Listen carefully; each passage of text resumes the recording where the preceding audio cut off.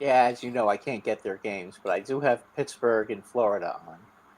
Well, we got it on right here for you, fam. What's going on this evening? 3-2 hockey game. Hit that like, hit that subscribe, hit that bell for notifications. Come join the conversation.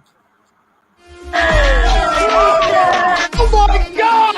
I'm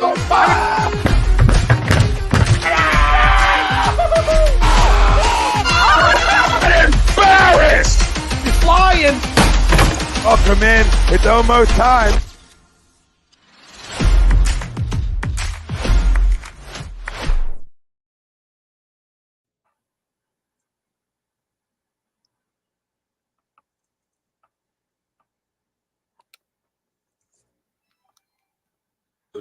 .com.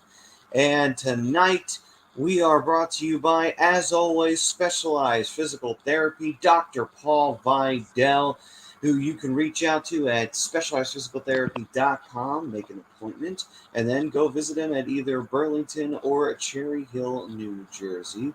And if you got any aches and pains, all you got to do is go to the doc and his staff and the doc himself. They'll take care of you. So you won't have any of those aches and pains anymore. You'll feel brand new. And here on the show tonight, we are going to be doing our live reactions, of course, to the Flyers and Kings. It's currently going on right now. It is 3-2 Flyers off of a really nice goal scored by Rasmus Ristolainen, of all people. Risto got himself his second goal of the season, so nice to see him contribute something to the team there. And I am Matt Sudi, along with the broken one, Rob Povia. You know, I read somewhere if you can't dazzle them with brilliance, baffle them with bullshit.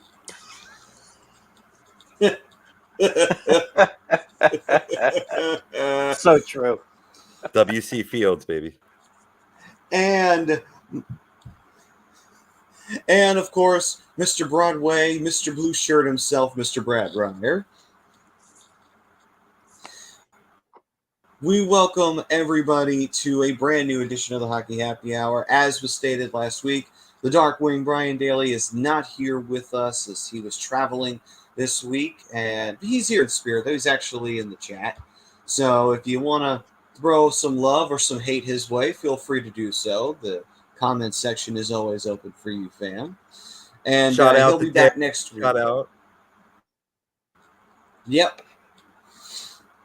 And he'll be back next week though for our next week's festivities. All right, gentlemen. So we'll dive into our poll question, which is brought to you by BOAGGIO'S Bread. In case anyone is planning on having a birthday soon, or Valentine's Day will be coming up in February. So if you are planning on having a little private celebration Valentine's Day with your beloved, you can always go to BOAGGIO'S Bread, located in Mount Laurel, New Jersey, home of the best stuffed breads, tomato pie, sandwiches, cutlets, and meatballs. Mentioned A2D Radio for 10% off of your in-store purchase.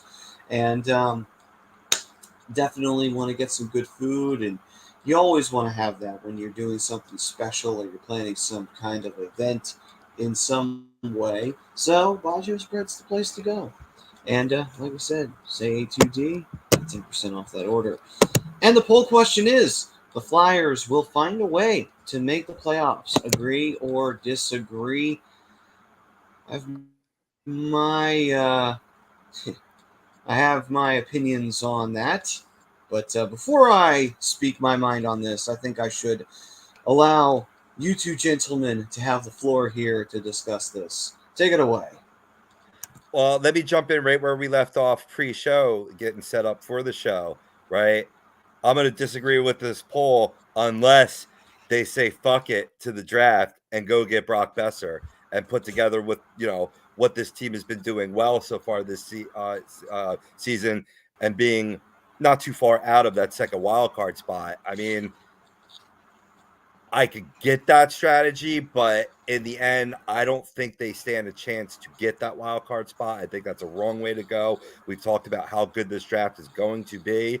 And let's look at face facts. Yes, this team has played well, but it's still not healthy enough without Coots and Cam to fend off like just too many teams for that second wild card spot. You got Pittsburgh Penguins, Buffalo Sabres, Florida Panthers, and the New York Islanders. The young pups have played well to at least put a little respect on their team's shield, but let's call it a day.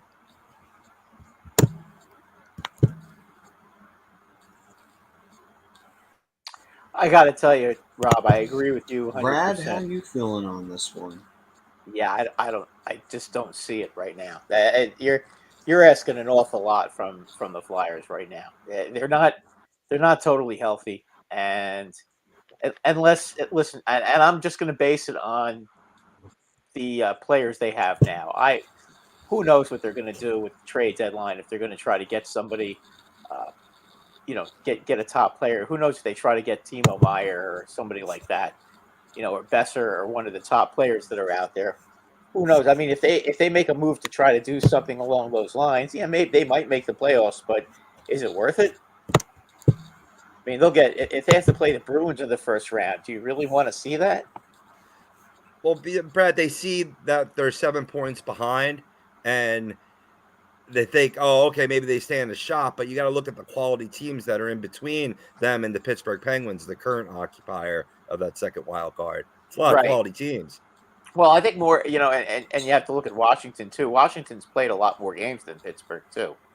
Mm-hmm. So I mean, I think you're more or less, if you're going to try to chase somebody down, I think the best bet would be to try to chase Washington down, because Washington is a very old team, and on any given night, half their team could get injured. That's the problem with teams that are old. Bad giveaway right there. Not to interrupt you, Brad. Something this team has been doing well with in terms of their defensive zone, being puck responsible, getting the puck out of the zone much better than last year. That looked like last year, rearing his ugly head. Bad turnover in the corner leads to a goal right from the slot area again. Second time this game. Well, again, it's going to be tough. Yeah, that's. I just don't think they're ready to do that yet. I think that you guys should be very happy about the fact that they're looking a lot better, and at least it looks like they bottomed out, and now they're headed back towards being a very respectable team. I mean, they're not. Listen, they may not have the most talent in the league, but you know what? It's kind of like the old Flyers before they won the Stanley Cup. Okay, and that was that. You know what? When you played the Flyers, if you didn't go out and work your butt off, you weren't going to beat them. Before, and this was before they even assembled that group of talent that won the 2 Stanley Cups. You had to go out there and work your butt off to beat them. That's just how it was, And I think Tortorella, the players have bought into that stuff. And you know what? One thing about Tortorella, he may have a temper. He may sometimes just say things to make you scratch your head. But you know what? If he likes you as a player, he will literally put his life on the line for you. I mean, if you remember when he coached the Canucks, he was ready to fight Sutter on the Flames. The Flames coach Sutter, yeah, because he was so angry with them for starting their fourth line against him. I think he put all his goons out there, like McGrattan and who else was that? Was on that team? Lucic, yep. Yeah. Yeah. Who I just saw an awesome fight earlier today, thanks to you. Yeah. He fought Olivier on the Blue Jackets. So Byfield just got called for tripping. The Flyers now have a power play to end the second period, going into the third. So we'll see if the Flyers can take advantage of that. Hopefully they can, and take the lead in this game. Hey, it'd be big to get a late goal to get that momentum back from giving up that goal in their own zone. But at the very least, you got fresh ice for a power play if they should not score. And they can rest True. their top players. And they can rest their top players too. come out with a fresh sheet of ice and have your number one power play out there. Oh, nice deflection in front, JVR. Oh, they cleared it. Oh, and we got rough stuff. A lot of rough stuff here at the end. Oh, I'm a little behind, am I? Oof. Yeah, Konechny didn't like that little shot there. Towards the end, it gets real nasty. Yeah, I got chippy real fast. See, that's where put your money where your mouth is. If you're TK, you know, that's what you don't get with Austin Matthews up in there in Toronto. He'll start shit and he'll finish it. No, he chirps him and then hides. Matthews for sure. Yeah. How hilarious is it, guys, that the Toronto Maple Leafs are going to get bounced out in the first round of the playoffs yet again this year? Because guess what? They're going to play Tampa Bay in the first round, and you know what? I don't care if Toronto has home ice advantage. Doesn't matter. They can play all 7 games in Toronto. Yeah. They'd still find a way to win.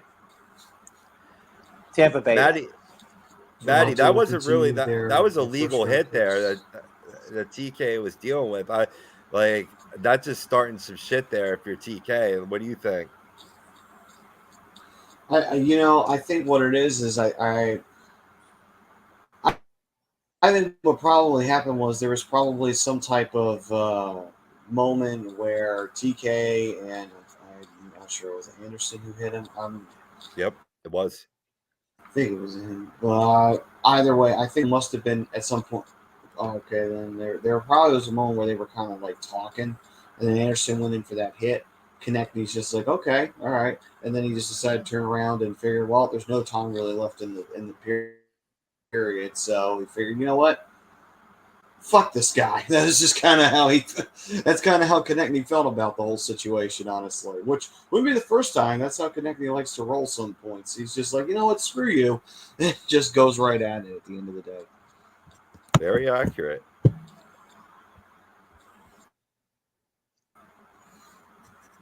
By the way, Joe, now it's EAGLES Eagles for obviously all of these out there, which there are plenty of in the fam for A2D. Congratulations to you guys for the NFC Championship berth. Obviously, that's going to be the talk of A2D for now. Maybe not with us. But for most of the shows, probably like 99%, us being the 1%, that won't be talking about it.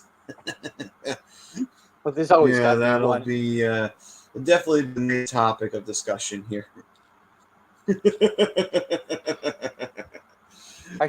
Yes, congratulations to the Eagles fans out there. Yeah. And we'll see what happens in the NFC Championship game between them and the 49ers. But anyway,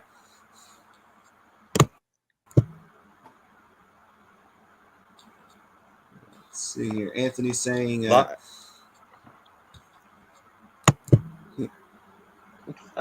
what are you saying there, Ron? Sorry, Maddie. Real quick. Since you're talking like general Philly sports, there, little shout out to Scott Rowland get elected to the Hall of Fame today. That's kind of why I went with the W.C. Fields quote to lead it off, since he's so associated with Philadelphia. I mean, it's a good time to be a Philadelphia sports fan. This isn't a baseball show, but I got to tell you, come on. You don't think so? He's not. I mean.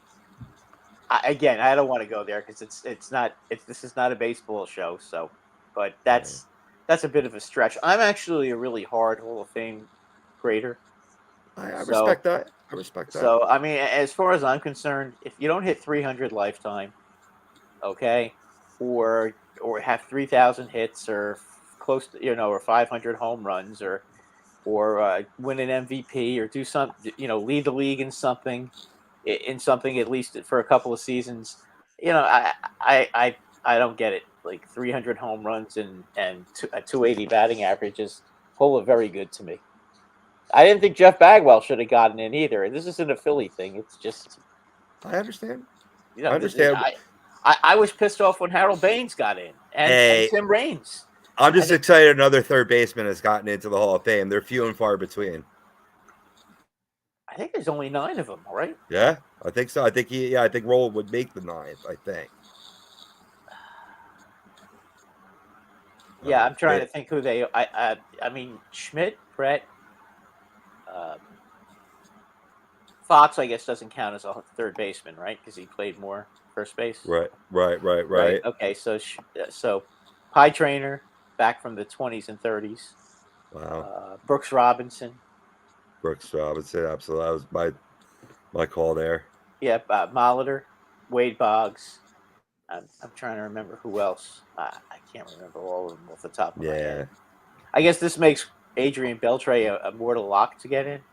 God, I can't stand that guy. He's another one I can't stand. But I mean, he's got over 3,000 hits, even though he's played since he was 16 years old. Right.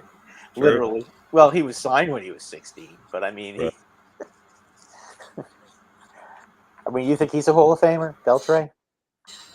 Oh. I'll bet she gets in, though.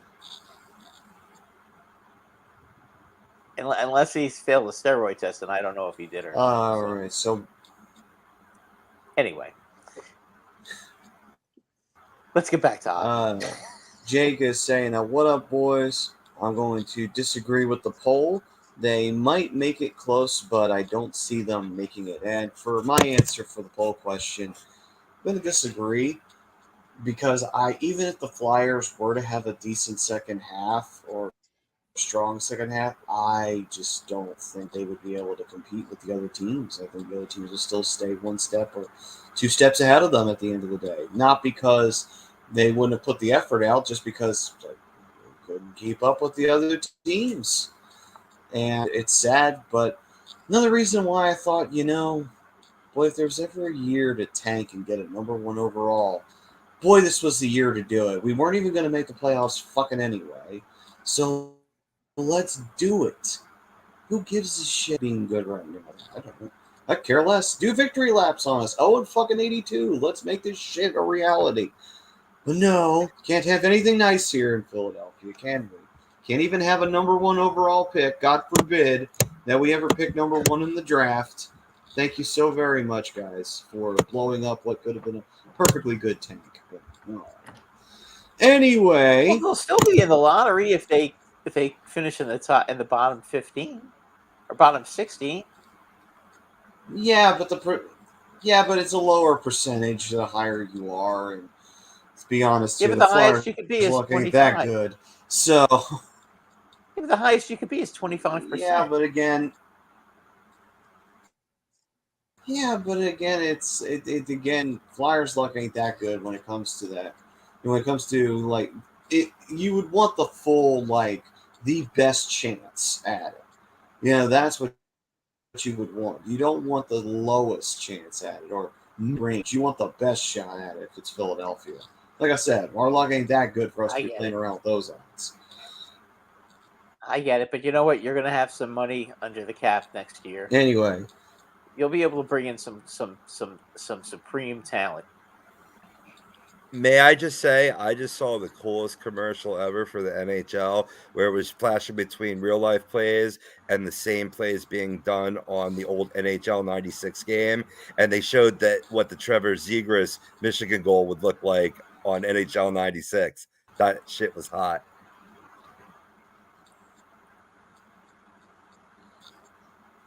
That was a cool look. Yeah. I remember I saw that a couple of days ago. That is really cool. Joe was saying, Rob wins that game against the Jets. Sandstrom didn't look too great. You have to say he does based on what we've seen here at the NHL level. And really, the Flyers worked so hard thanks to 2 excellent Kevin Hayes power play goals to battle back being down 0-3 in that game and to give up that soft goal there. That's just an example of a guy that hasn't gotten a lot of reps lately thanks to injury. Sandstrom is a quality goaltender. I've liked him as a backup. But see, Arison has that starter upside. And when you have 2 guys on your team like that in your tandem, I always favor that over the clear starter and the clear backup. because you let in softies and change that game outlook tremendously. Yeah, and as hard as it's been for the Flyers to score goals, giving up soft ones is a killer. Yeah. Yeah, they work their butts off to get a goal, and then that I get it. We've all been there before. We still are in New York too. I mean, what Halak is in goal for sure. Yeah, that's it sucks. You were like you were saying there. You see all that hard work put into the game, and then just that one little mistake, that one error in judgment, that one moment where the goal is just not quick enough, and then right in the back of your net, and next thing you know, you're building yourself back up to where you were 5 seconds ago. You're right back to square one. You're like, damn it, all that hard work down the drain. And Winnipeg is good too.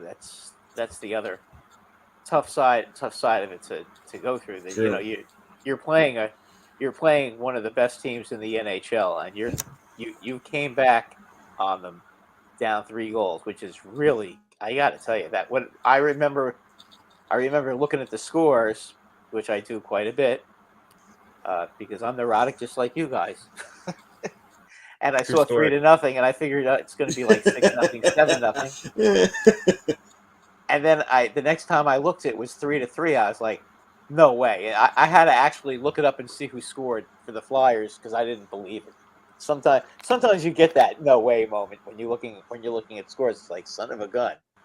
Then it was 4-3, and I suppose you gave up an empty net goal. I wasn't paying attention to that, but I mean, that's the fact that you guys could do that against a top shelf, top quality team in Winnipeg should give you guys a lot of confidence that your team is definitely on the way back again. I mean, Winnipeg bitch slapped the Pittsburgh Penguins in Pittsburgh the other night.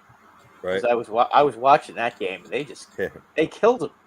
Right. I mean, they shut them down. They had no offense. They couldn't do anything. So, well, fortunately, Flyers will get a rematch out in Winnipeg Saturday before they go on their bye week. So, maybe get some retribution then.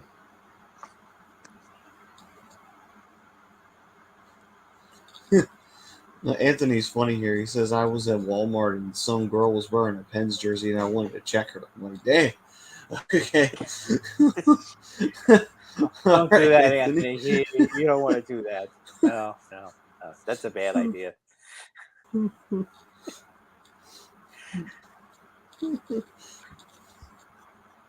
Yeah, if you wanted to give her a tripping penalty, a tripping penalty, and then tell her to have a nice trip.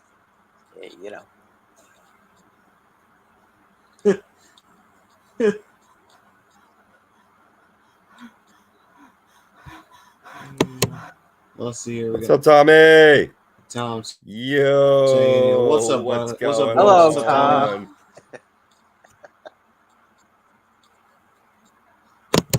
What's up, brother?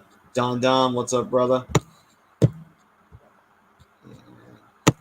Hey, Rosca, saying the Eagles will beat the 49ers. Well, he has a lot of optimism in the green and white. They should. And pretty daggone good football team. Guys Nation here. What's up? Ben, always. Well, I love the guys always timing in every Tuesday night, man. That's true. We get the guys coming in, the regulars popping in, saying hi. Obviously, Prism earlier on was making the comment about Risto getting the goal. So what's up, Priz? Prism. And then, of course, we had John. What's going on, brother? Saying, what's up, gentlemen? He also was saying, I'm watching the Heat-Celtics game right now, Brad, and I'll stay classy. Congratulations to your New York Giants on a great year. They have a bright future ahead of them. Yeah, but our butts are still sore from the whooping you gave us the other day. You had to just take him behind the woodshed, didn't you? You couldn't stop it. You couldn't stop at 31 at 31-7. You had to make it 38-7, didn't you? Anyway, good luck. Good luck next week. I think you'll probably find a way to beat them. Just make sure that you don't turn the ball over against that team, because that team has an awfully good defense. I mean, they have a really good defense. And I will say this: at least Dallas lost last week, so the weekend wasn't a total failure. Because any week, even when the Giants lose, any week that includes a Dallas loss is always a successful weekend. Yeah, it's been a good weekend in Philadelphia, being able to trash Giant fans and Cowboys fans back-to-back days. Oh yeah, I could imagine. Would have been a little more pleasant for us if we beat you and then got to watch Dallas blow it. You know what the best part of that game though was when the announcer said no, who was it that said it? Yeah, it was the play-by-play guy. Said, okay, here's Dak's chance with 2 minutes and 48 seconds to go in the game. Here's Dak's chance to prove everybody wrong and be the hero that brings the Cowboys into the NFC Championship game. And then he goes 3 and out. That was classic. And then they couldn't even get the punt right. They took forever to get off the punt. Yep. So they gave up a lot of time. Yeah, they could have. I mean, they could have had 2 minutes to go on that last drive. Sure. Instead of taking an extra 20, 30 seconds. That's Mike McCarthy, though. His clock management's always been terrible. Yeah. Always got dating back to Green Bay. Yeah, I mean, I was questioning the 49ers clock management, too. In the first half, when they kicked that field goal at the end of the first half, that was very strange. But they got the field goal, though. I mean, they did get it, but boy. I mean, they let like 40 seconds run off the clock at one point. What are you doing, guys? You saw my boy Igor almost scored last night. And Anthony's saying the best is Gronk hates the Eagles, and the Eagles won the game against the Giants, and Gronk wanted to say, I fucking hate you, Philly and Eagles, but he couldn't say it because he was with the Legends on Fox post-game show.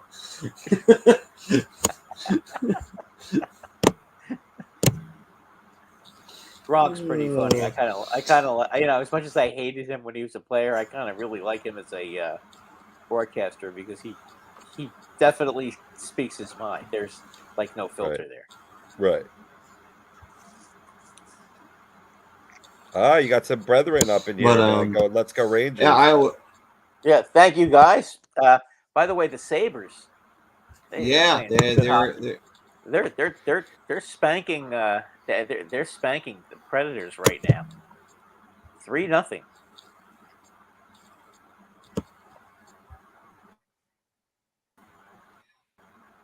Joseph Arafosky. The Flyers have no luck with lottery. 0-2 when they wouldn't get first overall.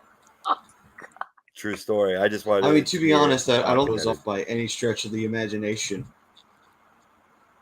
Yeah. Well, that's what I was saying. We would absolutely go all in to and get like the number 2 or number 3 overall pick.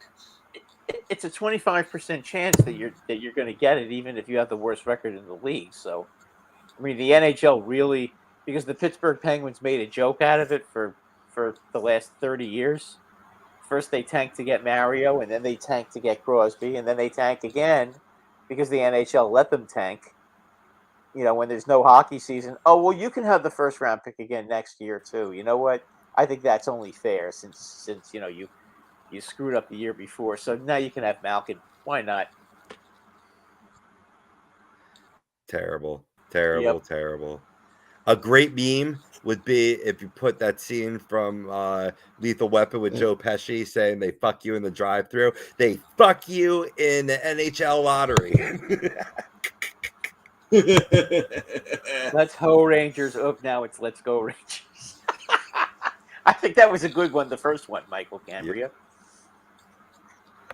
Yep. We bring all fans here at the Hockey Happy Hour. Hey guys, I got to tell you, for you Ranger fans out there, I don't know if you saw Right. Igor Shesterkin missed a goal last night by inches. and it was kind of hysterical. They had a 5-2 lead, and Florida pulled the goalie with like 7 minutes to go. So every time Florida dumped the puck in the Ranger end, Igor is getting the puck, and the fans were chanting Igor, Igor, because they wanted to see him shoot it. And then he finally, he tried to do it once, and the puck went right between his legs. But thankfully for him, he wasn't in goal. He was like on the side of the trapezoid, So he looked real bad on that particular play. Then he gets it, skates out, and lets it fly.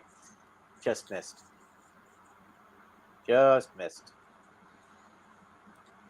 So the third period has started up here. The Flyers are still on their power play, as it was late call in the second on Quinn Byfield. So Flyers are hopefully going to try and get something going. They had a scoring chance a few seconds ago there that unfortunately didn't go in, but it was a pretty nice one. Hopefully they can make something happen here and retake the lead here at the beginning of the third period. Let's see. Anthony does go on to say Sandstrom is AHL starter for the rest of his life, just based off of that game against the Jets. And then he also goes on to say that I sound like a Cowboys fan crying over nothing, and that he was just kidding on that one. But I guess that's how Cowboys fans sound. I have no idea. I'm not really a football guy, so I couldn't really tell you. I'm not an expert on these things. By the way, guys, Buffalo just scored again. Beautiful goal from Tuck to Thompson, and Thompson put the backhander in. So it's 4-0. I'm sorry, they're playing St. Louis, not Nashville. I thought they were playing Nashville because of those gold jerseys, but St. Louis is wearing those pathetically disgusting yellow jerseys that they have. That third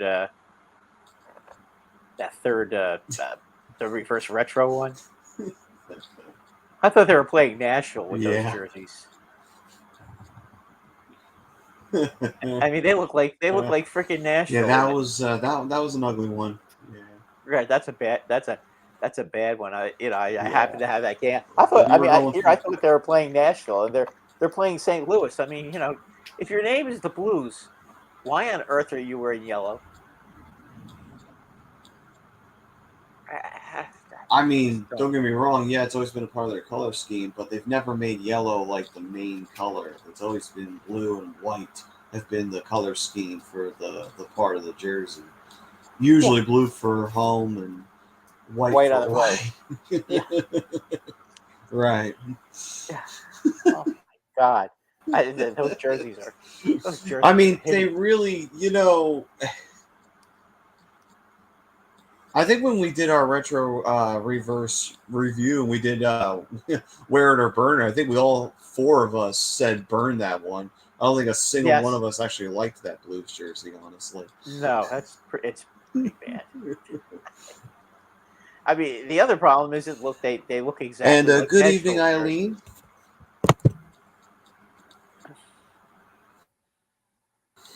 Right. And I'm doing all right. Hopefully you're doing well, Eileen. I would assume you gentlemen are doing well.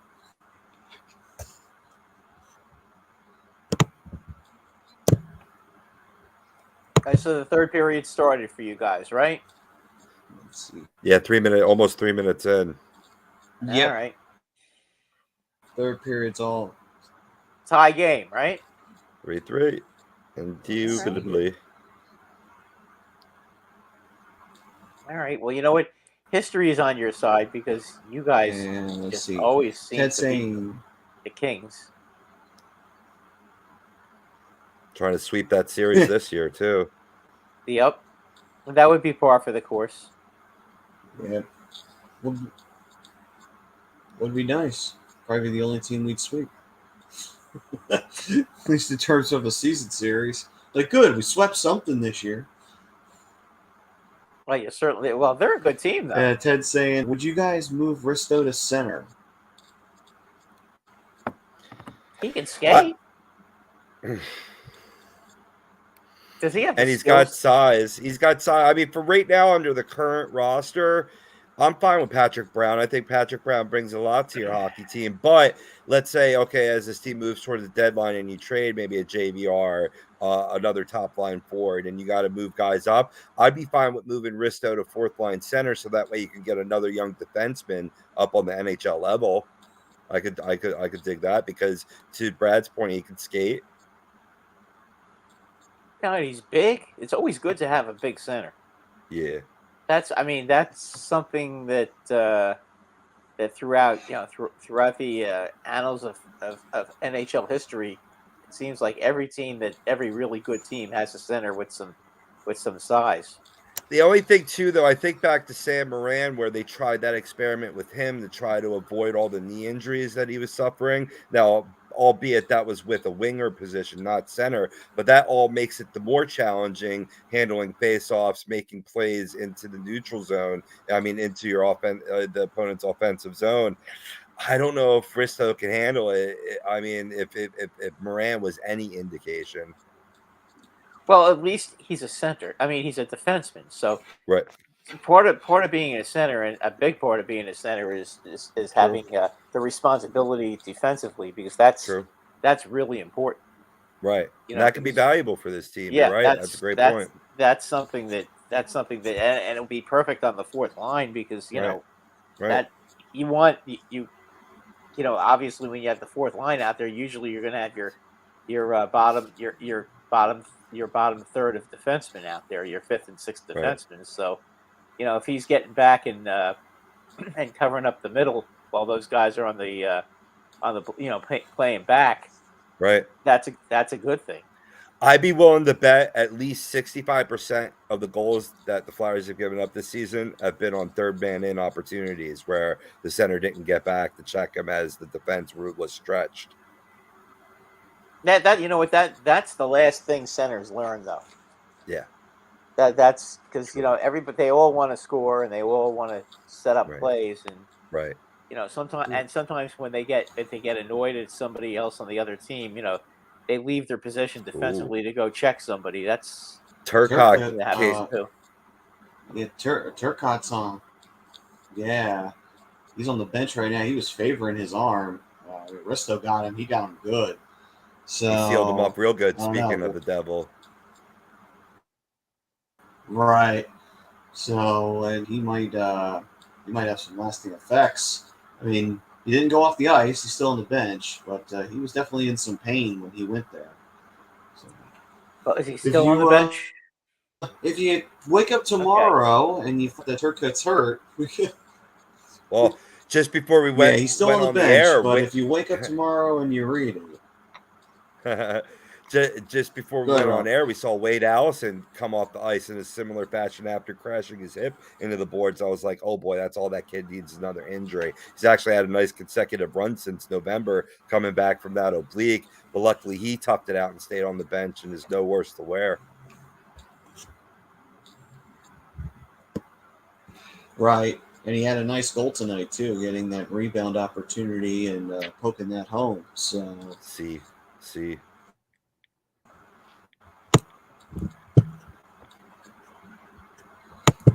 Anthony said, I got Niners beating Eagles because the Niners defense is nasty. And what did Eileen say? Eileen said, what do y'all think Brady is going to do next season? It would be a jet move to go to the Jets. This is it? You think he's retired? Tell me I'm wrong, Rob. You're not wrong. You're not wrong at all. But I see him, if he does continue playing, like I agree with their later comment that he should just call it a career and move on. And he's got so many other opportunities in the broadcast booth or what have you. But if he does continue playing, I think it's Vegas, baby. Vegas. They got to keep Devontae Adams happy, or else that situation's going to explode. So they got to give him a quarterback, and Tom Brady would fit that bill. I think he should retire. He just looks terrible. Yeah. Yeah. Actually, I'd like to see one of the Niners defensive ends celebrated so hard, beating Dallas. He punched his wife or his girlfriend. What? I just call that a regular celebration in the NFL, unfortunately. Oh, jeez. Hey, listen, if Devontae Adams That's wants just to what come to New NFL York, players do in their spare time. the Giants could definitely use him. For sure. That would solve the receiver problem. Yeah, 25 million under the cap. Excuse me, they're 52 million under the cap.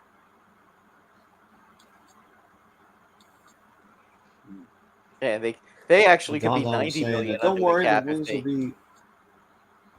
if they get rid of a couple of guys like Leonard Williams and Galladay.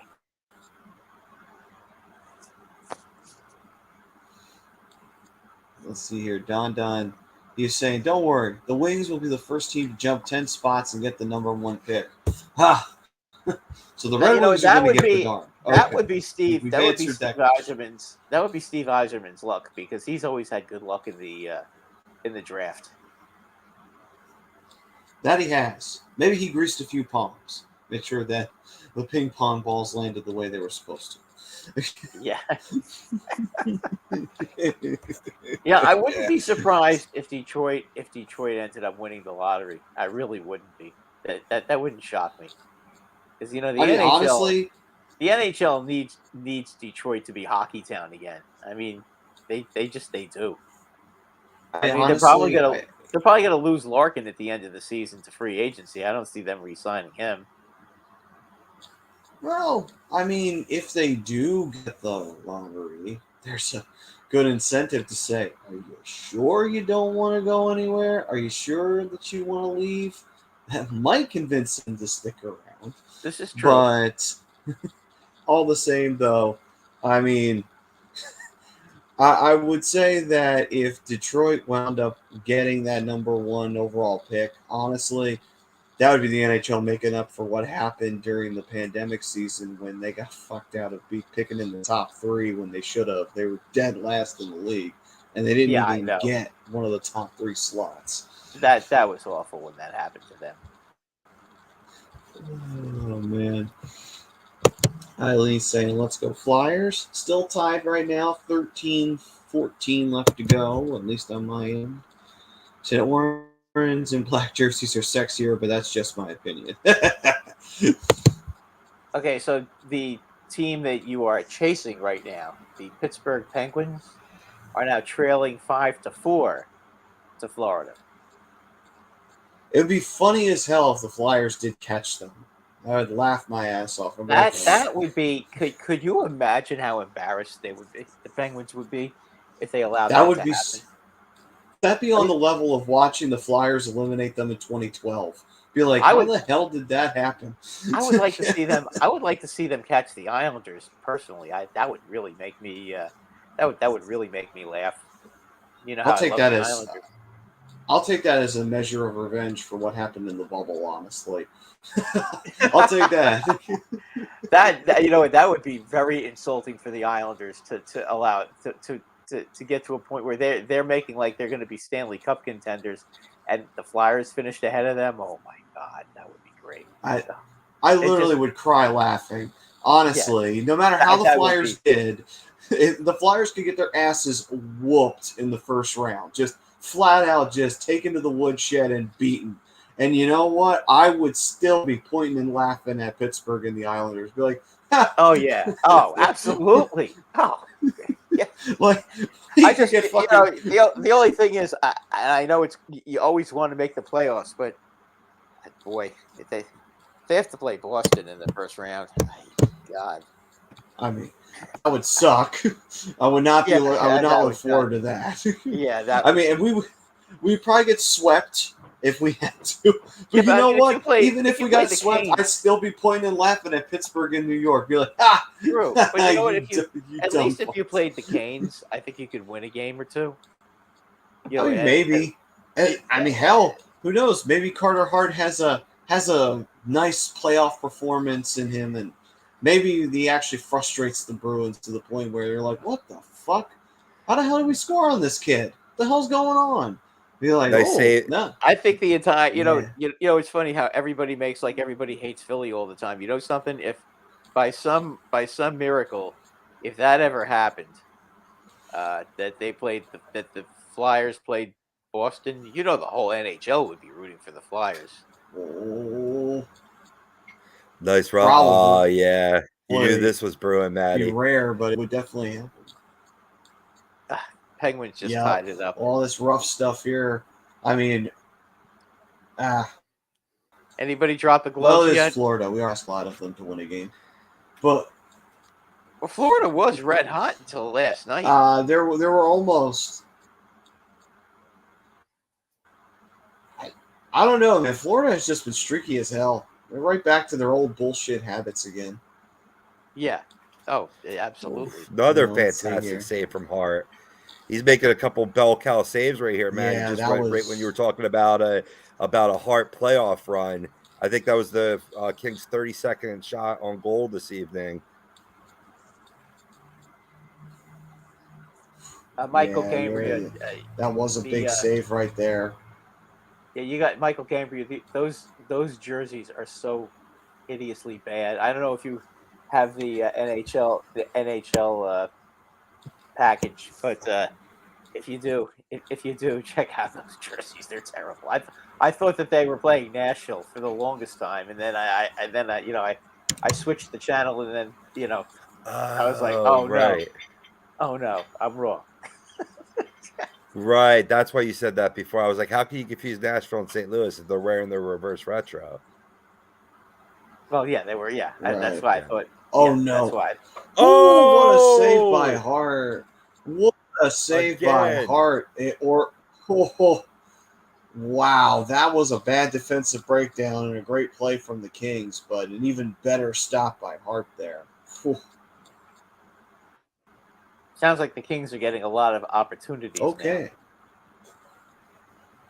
They are, unfortunately. We're halfway through the third period, and they're getting some great opportunities right now. No call made on what They need this game. They need this game in the worst way. You know that, right? Hey, this is a The huge Kings, game. yeah. I mean, this is a. Yeah. They cannot afford The to Kings have are a desperate regulation. hockey team. Yeah, I mean they can't afford. They can't afford to be losing to the Flyers. That's for sure. Especially if it's in regulation. And it'd be bad enough if they won it up. It'd be bad enough to lose in overtime, but in regulation, no, you can't. That can't happen. They're kind of aren't they kind of teetering right now? Let me check. I think they're teetering right now for the playoffs. I believe you're right. Yeah, they're not in the most solid of positions anymore. They were. They had a nice early year, but yeah, exactly. Yeah, they're only 1 point ahead of the Oilers right now, and yeah, they're and you know that the Avalanche are going to start playing better. They're swarming. The boys are swarming. And the Flames are also right there too. They were all over that. That's the problem when you're in the same division as the Oilers and the Flames.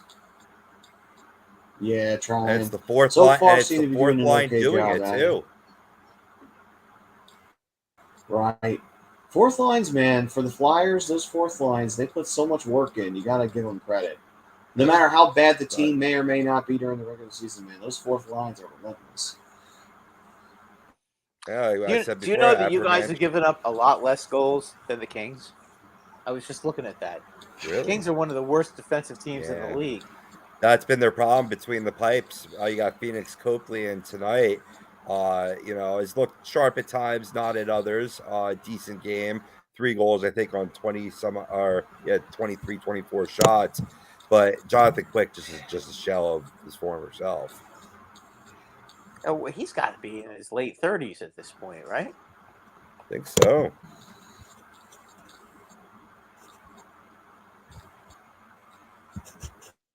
He is. By the way, Mike 37. was saying, I hate these retro and alternate uniforms. I wish. Oh. Mike was saying, I hate these retro and uniforms. I wish we could go back to the days when there was only a home and an away jersey. Yeah, but there's more money in the more jerseys. I don't know how you guys more money. feel about that. I think they're. That is true. I wouldn't mind. And I wouldn't also, mind the retro jerseys if they like they had them on holidays or if they're coming out to practice in them. But I do agree with him. I just like the home and road jerseys better. I mean, I get it. They want to. The more jerseys they get, the more money they make because then fans for some reason think they have to have every single jersey all the time. So there are fans like that. True No, you story. don't. A lot of in Flyers Nation. You're right. I mean, don't get me wrong. If it's your money, you do what you want to do with it. But there are some jerseys from some NHL squads that are just like, oh my god, don't buy that. That is hideous. Like Yeah, I they look wouldn't like even ugly. want that anywhere near my closet. Yeah, they look like ugly Christmas sweaters. Right. Like, I mean, I'll say this: the one jersey that I was not a big fan of in Flyers history was well. Actually, I wasn't a fan of either of the retro reverse. I hate both of them. But the one I also wasn't a fan of beforehand, the logo was cool, but the 3D logo was great, but the jersey itself was so weird looking. I was like, that is a strange jersey. Who designed that shit? It looked like it looked like they were trying desperately to pull off what the Canucks did back in the day, and they failed at it miserably. And that wasn't great looking either. So, Right. why? Are you talking about that fish thing that they had, or that whale, or whatever the hell that was on the front of their jersey? No. You know how the Flyers 3D jersey had like a V on the side of it, like it had some weird V shit going on the sleeves, and it's like, why does that throw signs of like the old Vancouver Canucks jerseys, like way back in the day when they decided to rebrand from their original design, have that giant V instead of a logo? No, yeah. No, that I remember. That was a lot. Yeah, that was like when they first came in the league, though. That too. Right. It was like their first rebrand when they went to red, black, and gold. But I will say this. Unlike the Flyers 3D logo jerseys, I will be honest. I will openly admittedly, one day I hope to get my hands on one of those old Vancouver Canucks V jerseys. Just because, you know what? It might be the ugliest jersey in the history of the NHL. And by God, I'm going to treasure that. That is just, it's priceless right there. It's a thing of beauty. It's so ugly.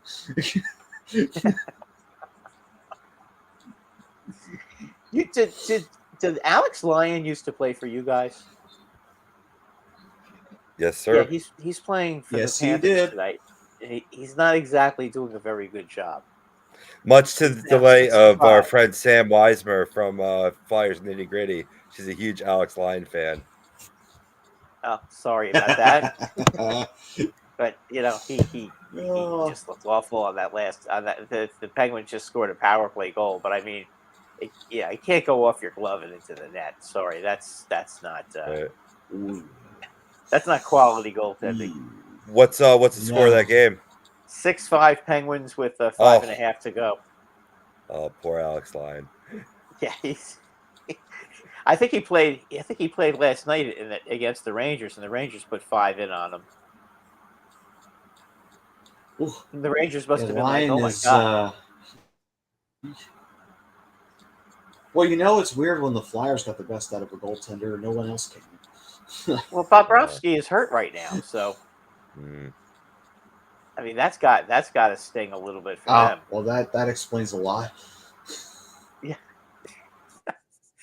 Yeah. I could imagine it real bad.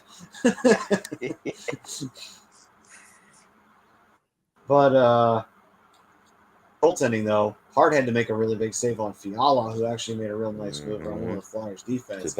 Although I believe it's Peterson in net for the Kings on the other end, he made a really good save too.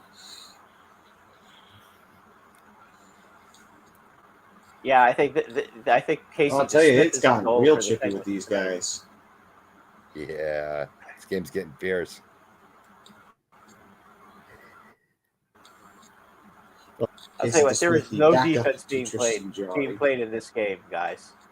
This 6-5 game, there is no defense being played in this game. It's how this game started. I thought this was going to be a 6-5 game. The way it started 2-2 after one. Well, if you look at who's in net, you can't be surprised. Right, that first period. This game. Like that. Well, the first period here was 3-3. Right. You have DeSmith in goal. Yeah, well, listen, I mean, DeSmith only plays really well when he's playing the New York Rangers in a playoff game. Yeah, he does play well against the Rangers. That is absolutely fact. The Rangers actually play. That was weird too. They play better against Jarry than they do against DeSmith.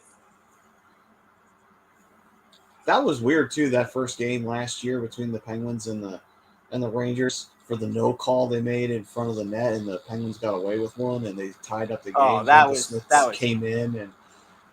Yeah, the NHL made sure that was going to be a 7-game series. I'll tell you that. When they made that call, that was ridiculous. I couldn't believe that. Like I hate the Rangers and I hate the Penguins, but even I took my fan cap off for a second and I thought that was fucking bullshit. Like I don't know how blind this ref is, but my God, he needs to go see the doctor. Like the hell now. He must have cataracts. What the hell he freaking missed that shit. Yeah, well, you know what? Anytime I'm watching a game, I hate seeing the refs take goals off the board when they shouldn't be taken off the board. I mean, if a guy's offside, yeah, okay, I don't have a problem with that because they screwed up the first time. But some of these plays where they don't call goaltender interference or they do call goaltender interference, it's almost like the NHL calls them and says, "Listen, we have some money on this team, so this is how you have to call it." Yeah, the situation room in Toronto. Who controls that situation room? So guess what just happened? It's 6-6 now. Oh my god, what a barn burner! Casey DeSmith just made one of the stupidest plays I've ever seen a goalie make. He goes out and they have a breakaway, right? I don't know. Florida has a breakaway. Whoever number 23 is, he has a breakaway, and he goes in, and he gets the puck, and he just goes straight past the net. And DeSmith goes down, and then he takes the puck from behind the net and then just tucks it in. Oh, Verhaeghe. It was Verhaeghe that did this. If you guys get to see this goal, it's you can't believe that they and the Penguins all just stood there. They all just stood there, and Matthew Tkachuk DeSmith is now following 6-6. Brian, what do you expect? DeSmith has Jarry to learn from. Jarry's the same goaltender who passed the puck right to the Islanders to eliminate the Penguins in the playoffs 2 years ago. So I mean, just saying. Yeah, you know you're not wrong. I mean, this looks like when the Edmonton used to play in the 80s. When Grant Fuhr was having one of his off nights. They'd have those games that just let in 1 million goals. Yeah. Grant Fuhr used to have some games back in the day when I mean, I know he's a Hall of Fame goalie, but he had some games back in the day where he couldn't stop a football. And the Edmonton would just keep scoring. So you had 8-7, 7-6, you know, those kind of games, like a lot. And look at this, right off the face-off, a breakaway. Oh, they didn't score. That was Florida that had the breakaway, right off the face-off from center ice.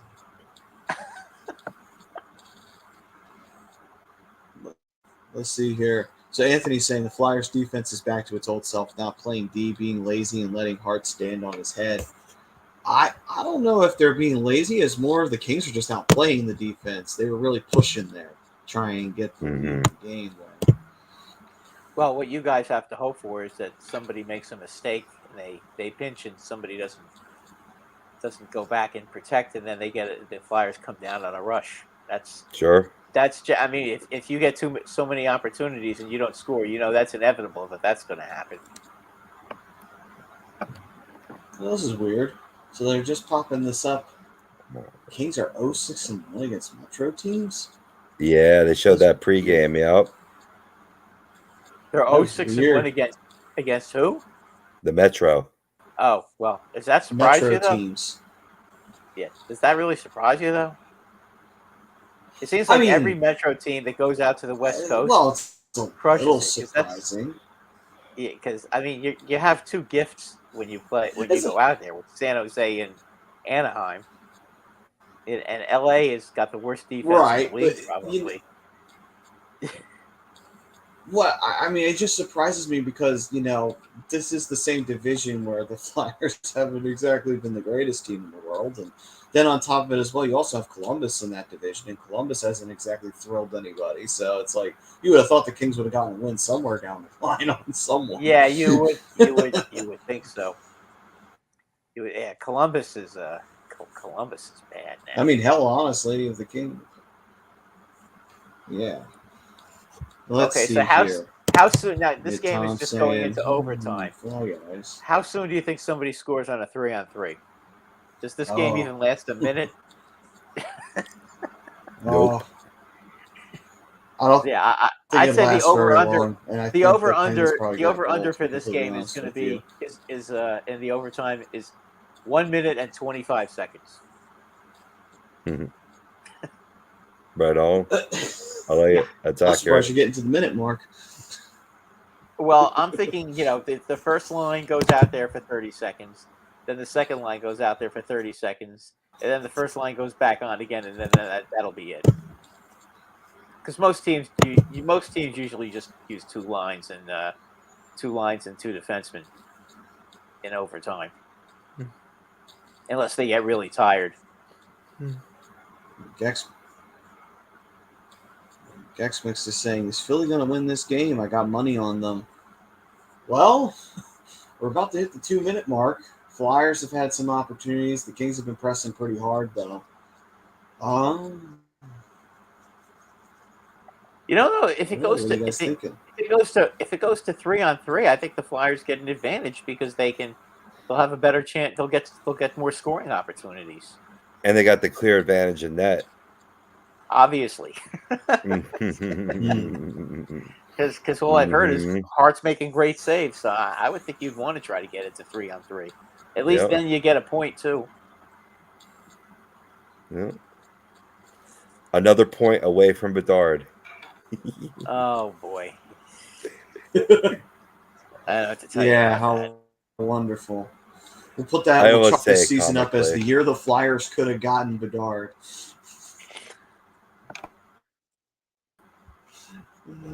In the Flyers encyclopedia, in the archives. Honestly, I'm thinking the Blackhawks are going to get him. I wouldn't be surprised. They pretty much tanked the way you're supposed to tank. All their good players were gone with the exception of Kane and Taves, and they're probably going to be gone soon enough anyway. It's just one of those things where it's like, they already published an article breaking it down. Taves is available for a second-round pick. It was in Facebook today. On the Blackhawks. Well, no, on the Black. Supposedly, that's what they're looking for. Thing is, doesn't he make a lot of money? I mean, how many teams can really afford? Yeah, he makes pretty good money. Yeah, how many teams are going to be able to afford to break even at the trade deadline? That's a pretty big contract. I mean, you're probably going to have to get a third team involved. Well, maybe, but at the same time, you may also, if you have a competitive team, maybe there's a big contract that there's a player that may not be pulling their fair share of the weight. So maybe they're like, you know what, get rid of him. He's making good money, but at the same time, it's like paying him a lot of money, and he hasn't really been producing nearly as much as we would like him to. And Taves is a known playoff producer, so why don't we just roll with him instead and tough salary for another tough salary? I mean, I don't think that's logical, but at the same time, teams do funny things when they're trying to win a Stanley Cup. Yeah, that's true. That's true. I've heard that Jack Eichel got a little talking to from his coach that he's got to play better. They're not real happy with him right now. Truth. Jack Eichel's is making himself real popular in the NHL these days. Yeah. He alienated the hell out of Buffalo, and now he's doing the same thing in Vegas. After Vegas allowed him to get the surgery he wanted to, so he can't even use that as an excuse like he did with Buffalo. Yeah. Sure. Yep. Exactly. And Vegas is a good team.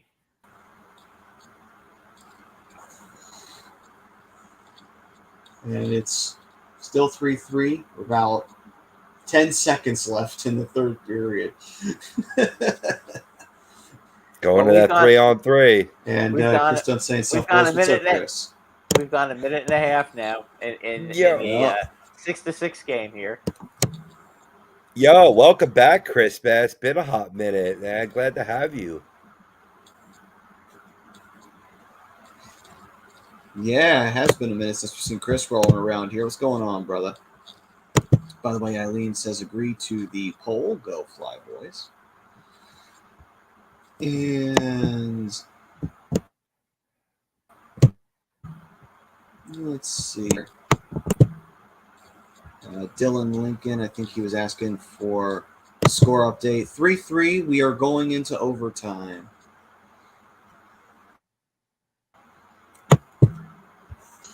OT time here in Philadelphia. 3-on-3. Flyers hoping to get the X point out of this. And not only that, but keep the very sparkling record for Metro teams against the Kings. Put the Kings down to 0-6-2 against Metro teams this year. Yeah. And lifetime, they're like 100. They're like 150, 100 to 50 against them, right? Something. Didn't we look that up one week? Yeah. With the Flyer, how the Flyers own. We did. They were like, I think. The Flyers were like 60 or like 70 or something like that, and like maybe only 20 or 30 losses. So they have a pretty nice record against the Kings, honestly. Not that many ties in OTLs either. So, So Alex Lyon just now made one of the best saves I've ever seen a goalie make. Right. I mean, he was completely out of the play. They did a east-west pass, and he came across the crease with his pads and was able to get the save. That's a shocker. The guy on the Penguins who took that shot just looked straight up in the air after that happened. That made it all worth it, baby. Yep. That's called stoned. I think Ted just says it best. Ted says it best. Lyon is Ted, still in the NHL. He's still in the NHL. He's given up 6 tonight, but I'll tell you what, he just made an incredible save. Oh no. I think Crosby just drew a slashing penalty in overtime. A penalty? Yeah, so of course, what a shock. Here we go, OT boys, 3-on-3. It should be really high flying, like this game started. Overtime. Why did he do that? That was scary right there. That was really scary there. Hart had to be on point there. Kopitar made the initial shot, good save, but then a really bad turnover by Sanheim as Kopitar pushed it.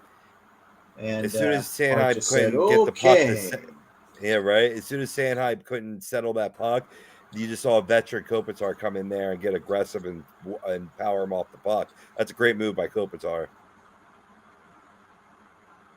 Right, and obviously we all know the hockey IQ of Kopitar it's up there. Sure, it's at genius level. So, he's a veteran. He's one. Oh, what how a many play by Stanley the Cups Kings. did they win? 2? But they didn't take the shot. Wow. 2. Okay.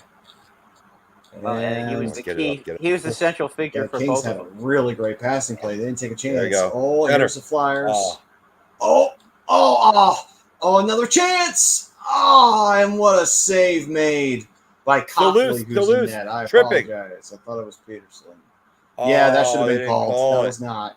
Kings now have a 2-on-1, and they scored. And the Kings have won the game. So they have finally got a win over a Metro team, and it is, that's pretty much the Flyers season in a nutshell right there. A no call from the referee, and then Tony DeAngelo is more than furious, and I don't blame him. And the Flyers get the short end of the stick on that one. They really do. And the Penguins just scored to win the game. Wow. Oh, that's the dagger. On a power play. That's the fucking dagger right there. On a power play. We lose and the Penguins win. On a power play because, God forbid, Montour put his stick on Sidney Crosby. I can guarantee if somebody did that to Zibanejad, well, that's the hockey gods giving us the ultimate sign this year. Yeah, pretty much. Give us a point and then lose the game. I got to give... Sanheim almost found the 5-hole there, Maddie. I give almost. Chris freaking Letang. Copley got lucky there. Was the one that scored it, by the way, guys. There's the trip right afterwards. Who scored? Chris Letang. Ah, man, what a trooper. Chris Letang for the Penguins. Yeah. And Fiala scored for the Kings. Yeah. Not much Hart could do there. Well, if there was ever a sign... Right. If there was ever a sign from the hockey gods that said, listen, guys, Philly, why the fuck are you guys worried? Why are you guys thinking that you're going to win anything? It's Philly. You're not supposed to win shit. Don't you know how this shit works? Lyon had no chance on that shot. I mean, Crosby standing in front of the net and, and screening the goalie. He never even saw it. I mean, can you at least knock the guy out from in front of the net? Least you could do. Christ. I mean, you let him walk right into the top of the faceoff circle on the off wing and take a slap shot. All right, if you're not going to guard him, at least not Crosby. At least do something to not let Crosby just stand in front of the net like that. That's just right. Whatever. I get aggravated when I can't stand the Penguins. I don't blame you. I don't blame you one iota. Yeah. Good night, Eileen. Thanks for joining us as always. You have a pleasant evening, Eileen. Ted was saying Blackhawks are bad once Kane and Taves are gone. They'll be the worst team ever, and we have the Ducks in the NHL. Oh, boy. But Brian didn't have to hear that. Which means gird your loins, because that means the Blackhawks are going to run into more franchise-changing talents, and they're going to go on another 3-cup burst somewhere down the line. Of course, that's like maybe a decade and a half off from now. So you got a decade and a half to prepare yourselves for to prepare for that. So can't you say basically Connor Bedard will be my next scumbag? You know what? Yes. That's exactly what I'm saying. I want him in the. I just want him in the West, so I don't have to. He doesn't have to plague my team. I don't want to see that guy in the East. Yeah, then you say that, and then the Blackhawks face the Rangers in the Stanley Cup Finals. Yeah. From your mouth to God's ears. If that happened and I call it right at this moment, I will immediately text you, Brad, and I will apologize because I know what will happen then too. The Blackhawks will beat them. Yeah. DB in the house tonight, man. We're getting all the OGs back in here tonight. I love the YouTube chat. Keep it going. We are, man. What is up, brother? How's it going on out there? And he's saying, gang's all here. Yes, they are. He said, also, I figured it made sense to come back for a Kings-Flyers game. Yeah, that makes absolute total sense. Absolutely. And DB saying 2 cups. Yeah, 2012, 2014. I'll be honest with you.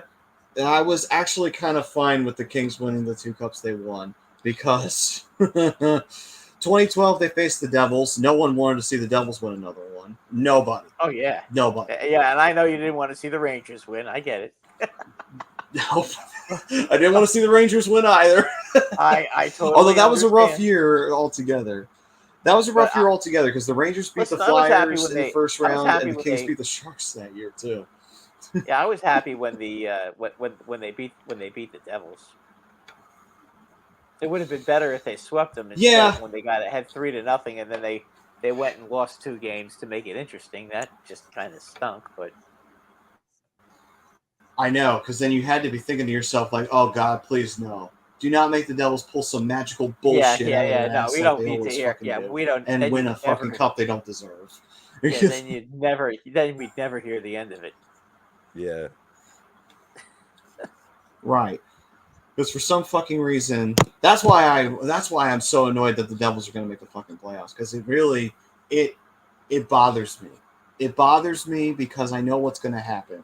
Devils are going to make the playoffs, and for some stupid bullshit fucking reason, they're going to go on a run. Watch it fucking happen. You don't think don't it's say going that. to? No. No. The Rangers are going to play them in the first round. That's almost guaranteed. That's my point. That is my point. If there is any team that That's a can nightmare. jinx the Rangers, it's the Devils. Like Yeah, I for know. some reason, That would because be- they jinx the Flyers too. For some fucking reason, when the Devils pop up, it's just like, God damn it! Why are you always here? Could you just go fuck off and die and leave us all to our fucking hockey, please? No one Well- wanted you here in the first place, Devils. You ruined fucking hockey. Get out of here, please. Get the fuck out of here. Yeah, the Devils and Golden Knights. It's 2-1 for the Golden Knights right now, but that game is not on. Is on ESPN Plus, so Gotcha. nobody can watch it except people who want to pay extra money to see. And I refuse. I refuse when I'm spending all that money on the NHL, on NHL, whatever you call it, center ice or whatever, and The center then ice have to pay. package. Then have to pay again to see other games. Come on. Yeah, that is true. I mean, they when you pay for that package, they should include it and stream, like give you an option to be able to stream games part of their package. Like even if it's an app they provide, they give you a feed via ESPN Plus. Yeah, I mean they should. It's Yeah. I can understand if you don't have the hockey package and you just you have to like just one team that you can watch. Like if you're in New York, you have the MSG network, right? So you get to watch the Rangers and the Islanders and the Sabres. Okay, and that's it. I can understand them saying, okay, if you want to see the Devils and the or you know what I'm saying. If you have the Flyers package and you want to see the Devils and the Golden Knights, okay, you're gonna have to pay for that. Okay, I get that, but you know what? Come on. I mean, if you have the package and you're spending $99 or whatever it is I think they charge us What did they charge us this year? I think they were cheap this year. I think it was only $69 for the NHL package this year. Wow. They actually Good number. Yeah, 69. Yes. It was a very delectable. It was a delectable deal. Everybody wins. People helping people. Feels Yeah. so good. There you go. Feels so good. DB is claiming that he's the reason the Flyers lost. He's bad He'd be luck. saying I was bad luck. Sorry, guys. You and me both, brother. Well, I DB is a responded to you Kings late. fan, so that's why. So. Oh, right. He's Here, sorry. Joe was He's saying, sorry, "Wow, we not just sorry." got fucking screwed." It wouldn't be the first time. Yep. Right, Missed sorry, the not trip. sorry. Yeah. Yeah. Well, let's see. Ted saying Flyers just got robbed, but yeah. The Flyers say Ted saying Flyers just got robbed, but hey, we were gonna need some bounces to go our way to jump back in the lottery. Yeah, that's true. And Anthony's saying, these NHL refs are NFL refs because they miss lots of calls and don't want to make the easy calls. And then DB saying tank for Bedard. I think it's a little late for us to be even thinking about tanking for Bedard at this point. The team doesn't even. Well, want you to know for they some put stupid they reason. put the whistles away in overtime unless you happen to touch Crosby. Yes. Right. I mean, seriously. Crosby was barely touched. and then he starts crying to the referee, and they call the penalty. Montour barely touched him, and then they called the penalty. You know, you knew the Penguins were going to score. Why am 4 I on not 3. surprised? Yeah. And the Red Wings won. Red Wings are getting closer and closer. They are. And Buffalo They are. Buffalo Dundon is got now something to be happy about. Buffalo is now up 4-2. So the Blues are coming back.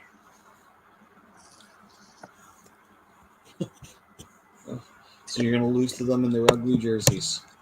Well done, boys. Yeah, Oh, and due to let's see. the Wings win tonight, they jump in front of the Flyers in the stand, or at least tied with them in points, but are showing up higher in the standings because they have 3 games in hand. There's another team you got to battle with now. Oh, well. Right. Honestly, out of the two, I think the Wings would deserve it more than the Flyers, honestly. Consistency reason-wise. But also on top of it as well, the Wings fucking built their team up. Flyers are half-assing their way trying to find some fucking glory.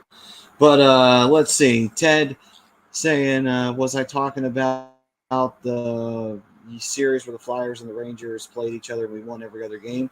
Yeah, 2014, first round. Went to full 7, and then Giroux shot a puck right over the crossbar. That was the best chance the Flyers had all game against Lundqvist, and Lundqvist shut us down the rest of the way for the Rangers. Oh, is that the 2-1 game in Game 7 you're talking about?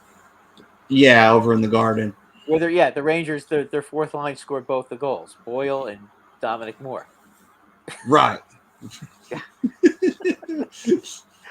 You know that when when they won like that, I said to myself, you know something, they're going to be a team of destiny now, because that was, I mean, those two guys and all the players, all the scoring threats they had in that team, St. Louis and Richards and all those guys. I mean, they had a good team that year. But those are the two that score. Right. Mason When was they- great that night too. I remember. Right. Stone Cold Steve Mason. Yeah, he had a heck of a Stone night. Cold Steve Mason. And then Oh man, God only knows what happened to him after that season, because he never quite got back onto that level again. That is true. That's true. I just had a Twitter conversation about that, and I flashed that old insignia, Maddie, that we used on the show with the skull face hockey mask for Stone Cold Steve Mason. I love it. That was cool. I will say, Mace, was he the greatest goalie in the world? No, but I'll be honest with you. In a sea of mediocre goaltenders that the Flyers were throwing out there year in and year out, I think he was probably the more consistent one out of most of them, honestly. And that's the whole reason why we relied on him as much as we did. Right. Yeah, but defensively, they made a lot of mistakes. A lot of mistakes with him in Yeah. goal. They did. They weren't defensively. They never seemed to be sound with him when he was in goal. Right. I mean, honestly, if you had put Mason in front of behind a much stronger defense, I think he probably would have done even better. Unfortunately, the Flyers' defense at that point was starting to really fall apart at that point. And that's when we realized, oh, shit. Maybe we're not going to be able to stay competitive in the league. Spaceballs? Oh, shit. There goes the planet. Nigel, what is those things coming out of her nose? Oh, God. Yes.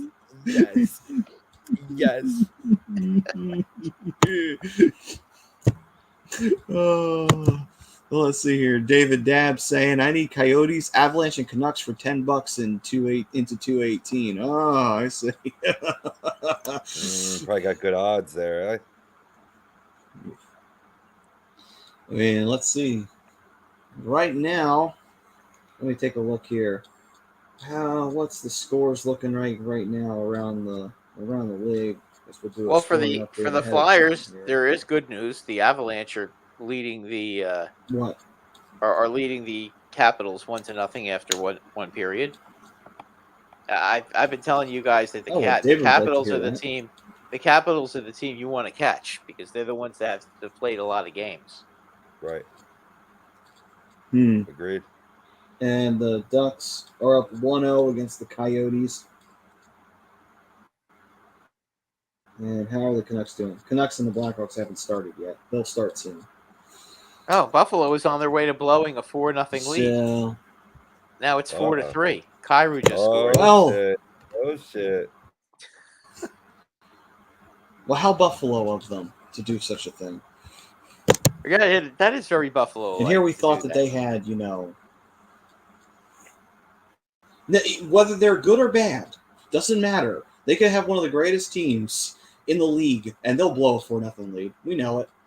Usually they would save that, though, for the playoffs. Usually. They would wait for, oh, yeah, we're up 4-0. Let's see how they fuck this up. And then sure enough, they would. And you're like, yep, and that's why you will never win a Stanley Cup. And you know what? If you're protecting a 2-goal lead, giving up the first goal at the 55-second mark of the third period isn't exactly the way to do it. I mean, now you give them 19. Now you give them 19 minutes to score the tying goal. That's great. Yeah, at least hold them off for half a period, and then when they score, they just missed two just now. Ted saying, DB, where were you all season? We wanted to 0-82. And then Don said the NHL package deal was brought to you by Brazzers.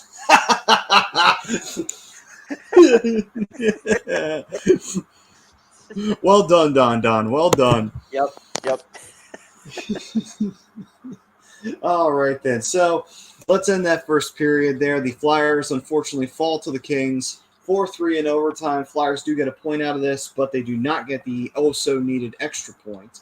And the Red Wings winning allowed the Red Wings to tie the Flyers in the standings, as Rob said a few moments ago. And, there was never more of a sign that the hockey gods are telling the Flyers, hey, get your ass back down to the basement. The fuck are you doing? We're on the staircase, and they're just standing right there at the top, just saying, nope, turn around, it's interesting that get back down there, go. A minute after you lose, the Penguins win. It's almost like somebody's trying to punish you guys. Right. Yep. See, in both games in overtime too. Yeah, exactly. Yep. Exactly. And then, of course, the Flyers. Right. I tell you what. And they end almost at the exact same time. Back the Florida Penguins game. They made a mint tonight. 13 goals. Yeah. Shit. 7-6. Yeah, that's true. That's 1980s hockey. There were some bitch. There were some soft goals scored tonight, let me tell you. Soft. So what, it's a 2-2 now? Speaking of soft goals, the fucking Devils just scored. Yeah, it's 2-2. And they're in New Jersey, so that's just even more wonderful. I think Dougie Hamilton got the goal. Deflected off of one of the Knights' skates, and it went right in behind. Of course. I'm not sure who's in net right now for the goal. Bitch bastard.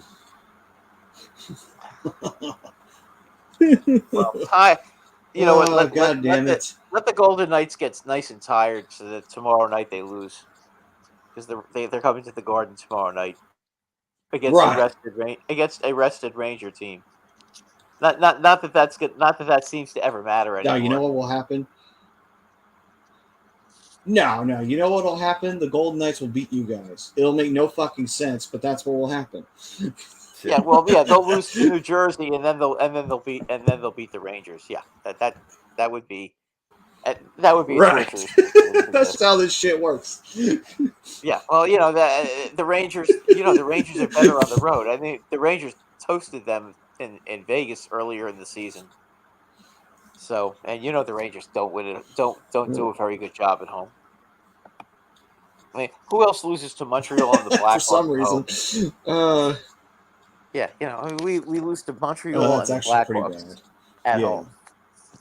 And meanwhile, this is after they beat Dallas and they beat Minnesota at home.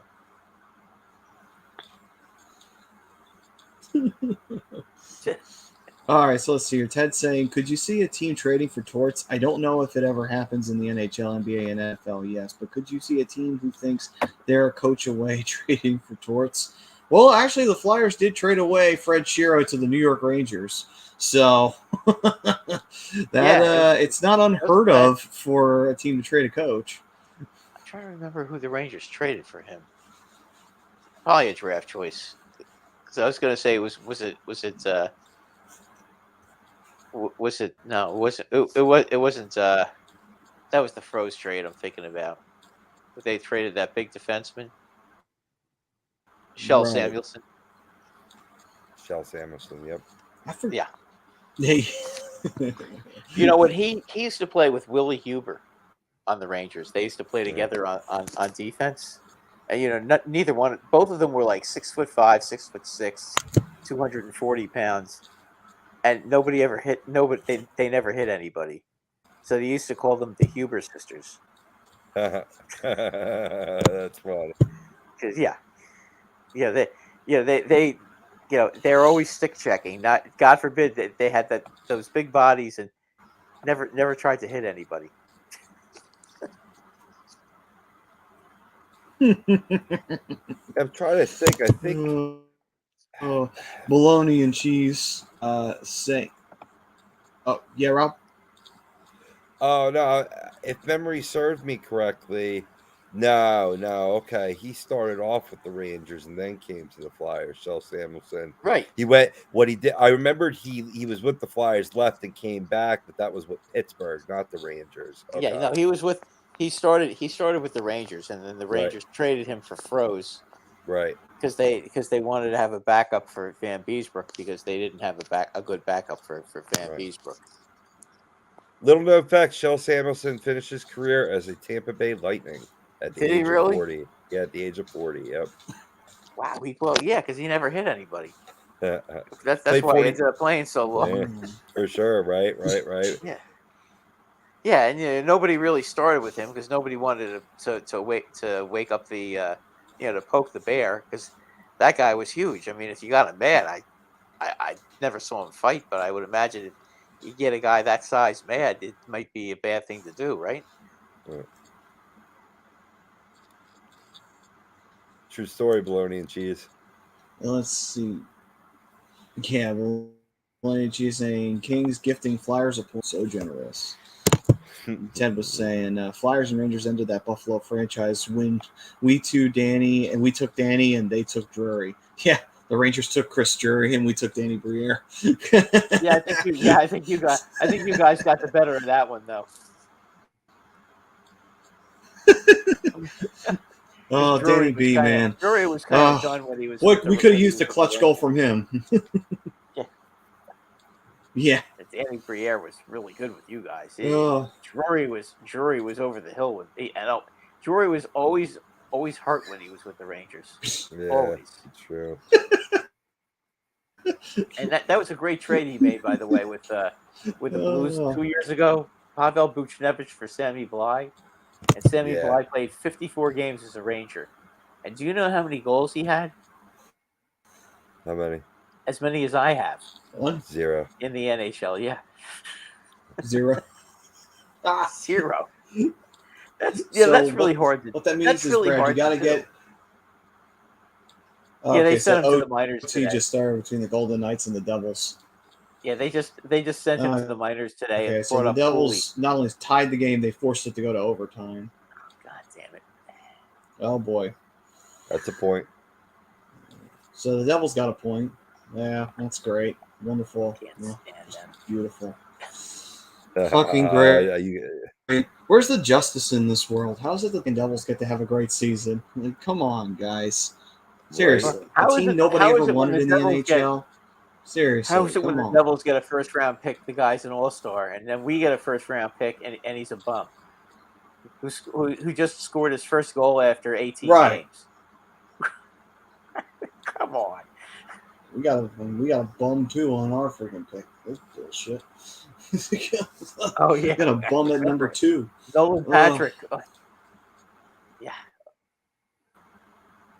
God, that was fucking good.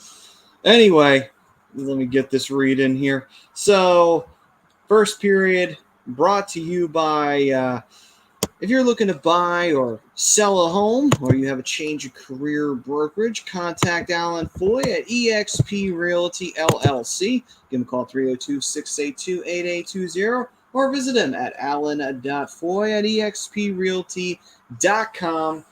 If there's a big step in life, you want to do it right, go to Alan Foy. He'll be taken care of there. And for everybody out there in the fam, whether you're new or regular, we thank you and welcome you and love you guys. You're the lifeblood of A2D. And you're brought to you by Gleason's Bar, located 6700 Mill Creek Ave in Levittown, PA. Use promo code A2D for 10% off your order. Whenever you dine in, take out, you go online at Gleason'sBarandSteaks.com. All right then, gentlemen. Let's head on over to the Flyers and Jets recap. So, Fly guys rolling into Winnipeg. Actually, no. I think didn't the Jets? I think they came here, right? Yep. They'll be going to Winnipeg next Saturday. Good luck with that game. And so Winnipeg Jets come to town. Flyers hoping to get back onto the right track. Unfortunately, did not go that way. Flyers bend the knee. They lost 5-3 in that game, and that was a rough one. And I do believe the Golden Knights just got called for a penalty. Oh, wonderful! But anyway, so gents, after the tough loss against the Jets, what were the things you took away from that game as the way that the Flyers performed in that one? Well, I mean, particularly with Hayes, he's really starting to carry a shot-first mentality. You've seen that from game to game now after he gave up a couple opportunities earlier in the game previously, resulted in a goal in that game. Saw 2 goals against Winnipeg, and to come back down 0-3, like to Brad's point when he was talking about this earlier in the show, it was really shocking. It was once 3-0. All of a sudden, you look back at your phone and it's 3-3. Shows that this team can have some finish, can have some strike back, finishing, scoring those goals that they didn't see too much after that first initial 7-2-1 start to the season. So that was good to see. Obviously, you got your backup and goaltender and Sandstrom in a back-to-back situation. Gives up a softie in the third period, and I said before, it changed the landscape of that game. Winnipeg is a good team in this league, and you're going to face them again, and I think it's going to be almost another repeat, especially since that's going to be the last game before the Flyers have 8 days off. They're thinking about travel plans, what they're doing with family. That's going to be a very difficult game to win out in Winnipeg. Yeah, they're also tough as heck to beat in that stadium. Yeah, they're Winnipeg is really good at home too. I mean, they definitely have that. They definitely have that home ice advantage in that building. Watch the Flyers beat them. I'll laugh my ass off. Like, yep, that's our season. Makes no fucking sense. We beat them in Winnipeg. Couldn't beat them in Philly. You guys have actually played better on the road. Is it me, or have you played better on the road as well than the because the Rangers have that issue. They seem to play better on the road than they do at home.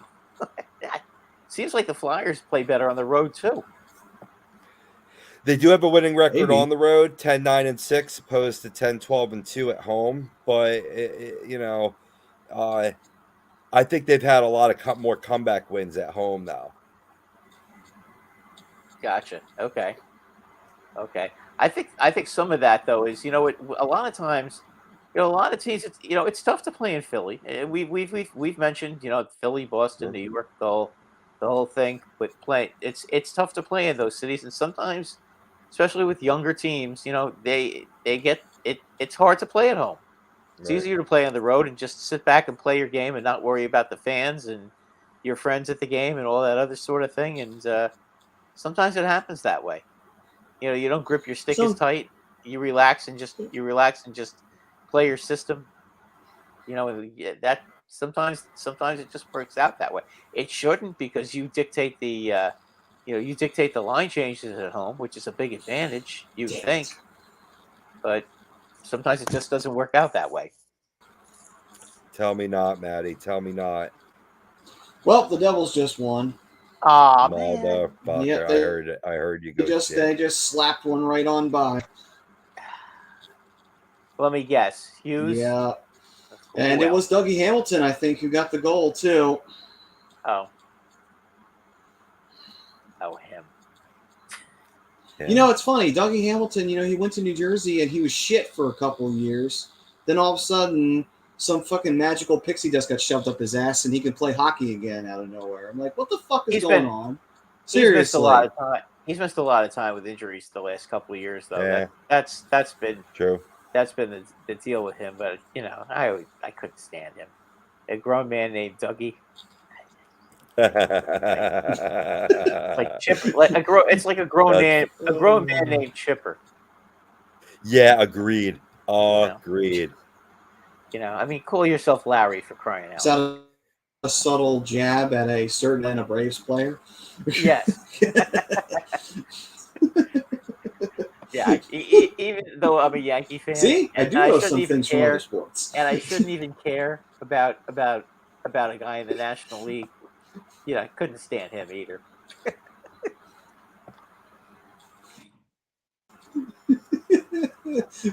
Well, if you thought you couldn't stand him, you could imagine from the side that Rob and my mom would be on, being in the same division. Met fans. I remember the Met fans chanting Larry at him.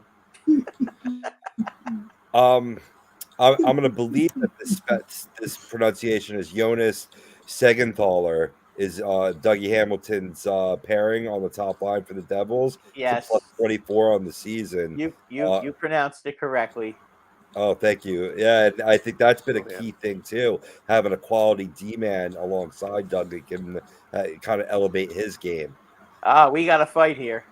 Heyo. No, got it. Oh no, I think they're gonna. Somebody got hurt. Now, Okposo is the one that's gonna fight. That's not a good idea. He's lucky they held that back. If he fought Shen, he'd get killed. No bueno. Yeah, Braden Shen would beat the crap out of him. He's not a fighter. He's a lover, not a fighter. He is not a fighter. I remember one time Okposo fought your boy D'Angelo. Yeah. That was a very bad idea for Okposo. I mean, of all the guys on the team to stick up for a guy that gets hit with a dirty check, that says all you need to know about Buffalo. Come on. You let him be your fighter. He's not tough. I mean, he's just a tough guy to playing the game, but he's not. So what that means is, ooh, did you guys know that was Letag's first game in a month with the Penguins to come back and get that OT winner? No, screw Chris Letang. He is the resilient one. Yes, he is. He's no, I did not. I did not know. He's great. I know he's great. He's great offensively. He's great defensively. He's a great story. Screw him anyway. He's a Penguin. Doesn't matter. Amen. A fucking man. Yeah.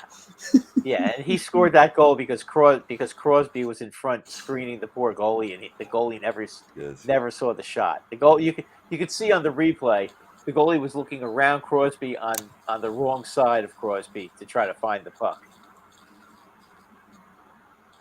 Truth.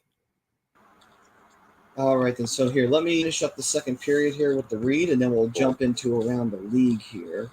And we'll get into anything that we want to talk about. But before we do, was there anything Flyers related we wanted to talk about before we switched to around the league? Any lasting Flyers things?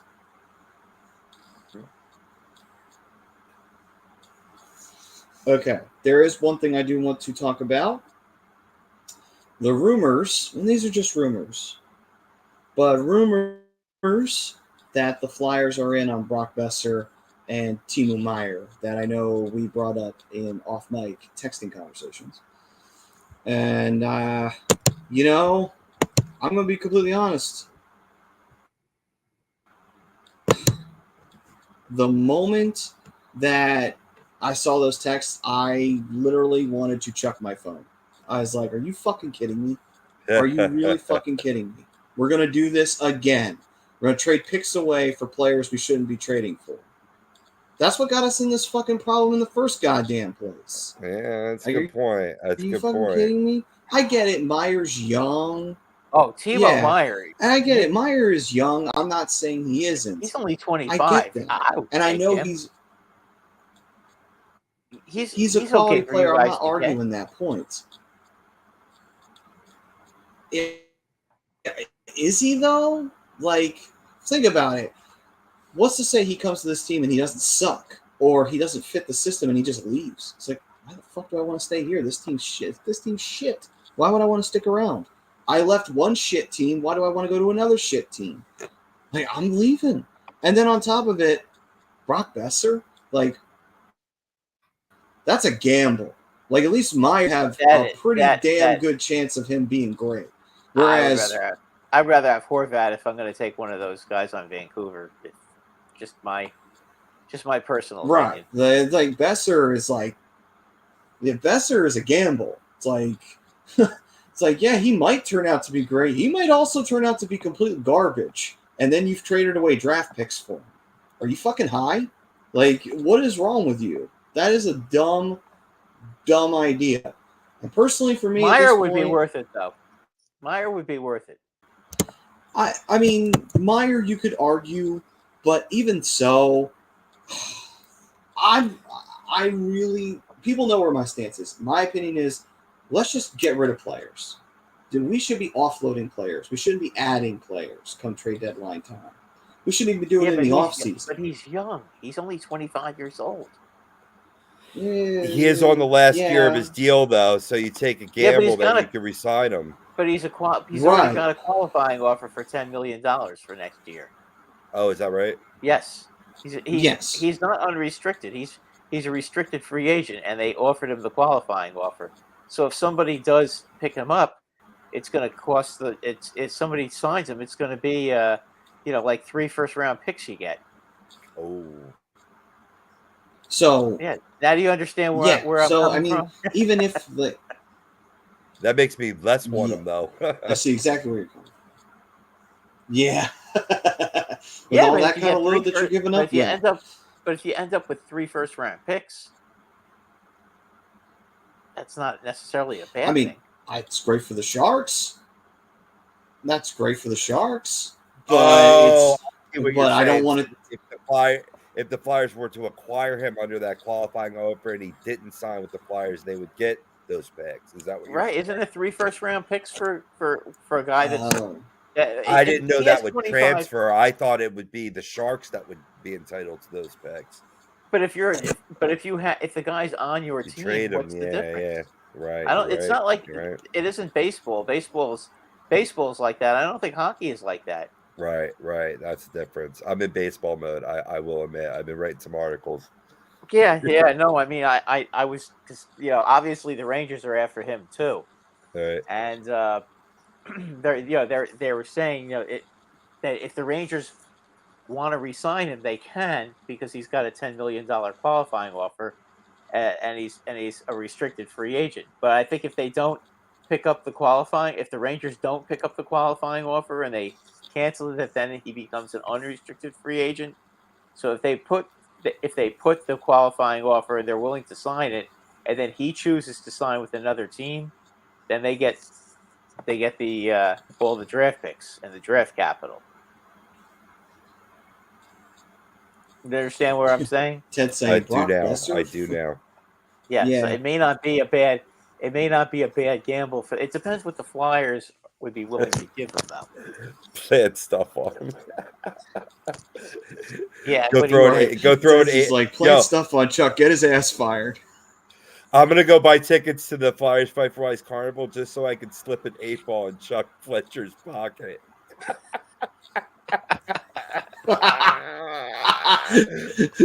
Hashtag fire Chuck. Oh boy. Then the headline then in the Philadelphia Daily, it's like, Flyers GM fired for having an 8 in his pocket. for testing positive. During Flyers live carnival. Chuck Fletcher You're caught like, skiing Rob with strikes with again. Flyers cheerleaders. So Ted, I guess Ted doesn't want Brock Besser, huh? On ice girls. Correction. No, I don't want Brock Besser either. I mean, don't get me wrong. Does Brock Besser have the ability to be a good player? Yeah, he does. Oh yeah, But the problem is got he a lot hasn't of been talent, in like but- 3 seasons. Yeah, he's been going steadily downhill, but so is Yeah. that franchise too. I mean, don't get me wrong. I get it. Vancouver's messed up, but what were you going to say, Rob? I know Vancouver's messed up, but what were you going to say? I just say, I mean, Besser could be talented in a different system, especially a Torts system, and that's the only merit that this premise, this rumor, carries, is that at least you're getting NHL proven players, whereas you're not guaranteed what you're getting in the draft, especially with what this brain trust has selected over the years.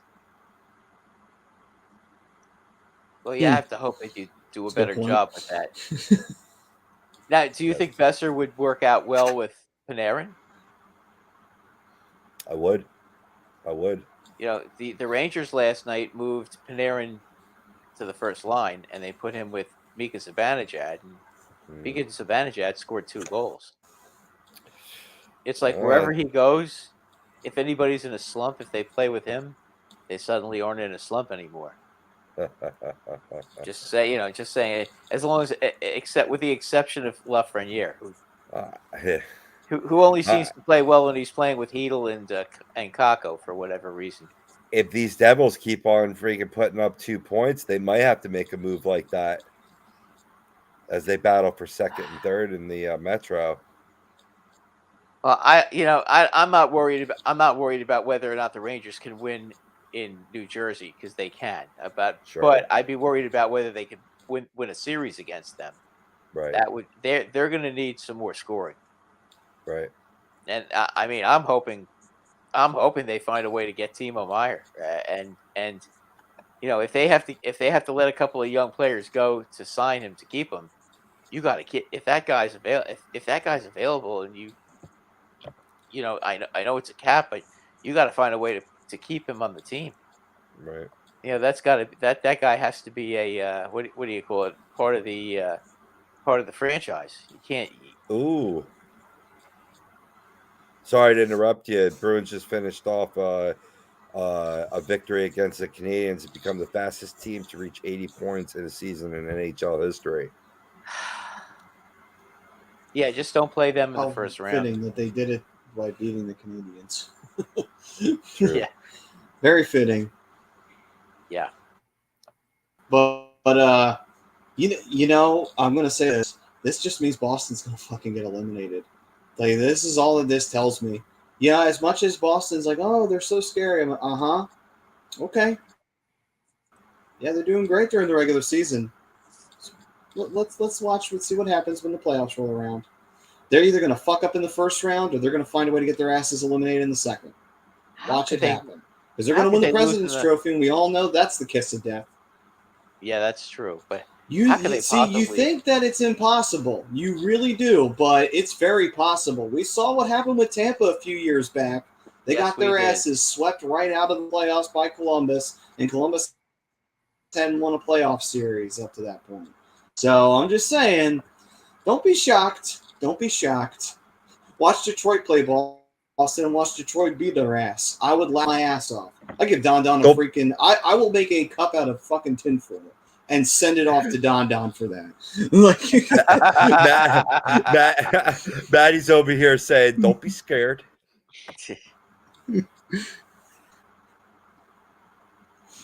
I tell you what, though. Yeah, don't be scared. Don't be. Pasta's gonna leave him anyway. It's all right. This is true, but you know what? That team is so good. Taylor Hall is playing on the third line on that team now. Now think about that. That's a pretty doggone good team. Deep. Hey, they can score. That's what makes them so right. What makes them so tough is they're so good in front of the net. I mean, those guys, they get they get deflections from like 15, 20 feet out. I mean, any shot that they take, it seems like somebody's like 15, 20 feet in front of the net deflecting it. I mean, Yep. shots like that are almost impossible for a goalie to stop. Yeah. Certainly. Right. And The closer to the net, the Ted easier it is saying, to stop. no, we need to. Right. Rebuild. Yep. Like Ted saying, no, we need to build the team right the way and Torch said, and stop throwing band-aids on it. Correct. Agreed. And that's my 1000%. ultimate point. Stop trading away draft picks for players. Right. And, don't try to hotshot it. That's what we tried to do in the 2010s. We saw the results. And it was not pleasant. How many years did we watch the Flyers agonizingly? We watched them either become a first round out, barely make the playoffs, or just flat out fail to make it altogether. It's like, no. Right. Why don't we try to put effort into building a team that's worthy of the teams from, I don't know, the mid to late 90s that were constantly up there in the top echelon of the Eastern Conference, or maybe the 80s, one of the top teams in the Patrick division, or maybe in the 70s, the best team in the league.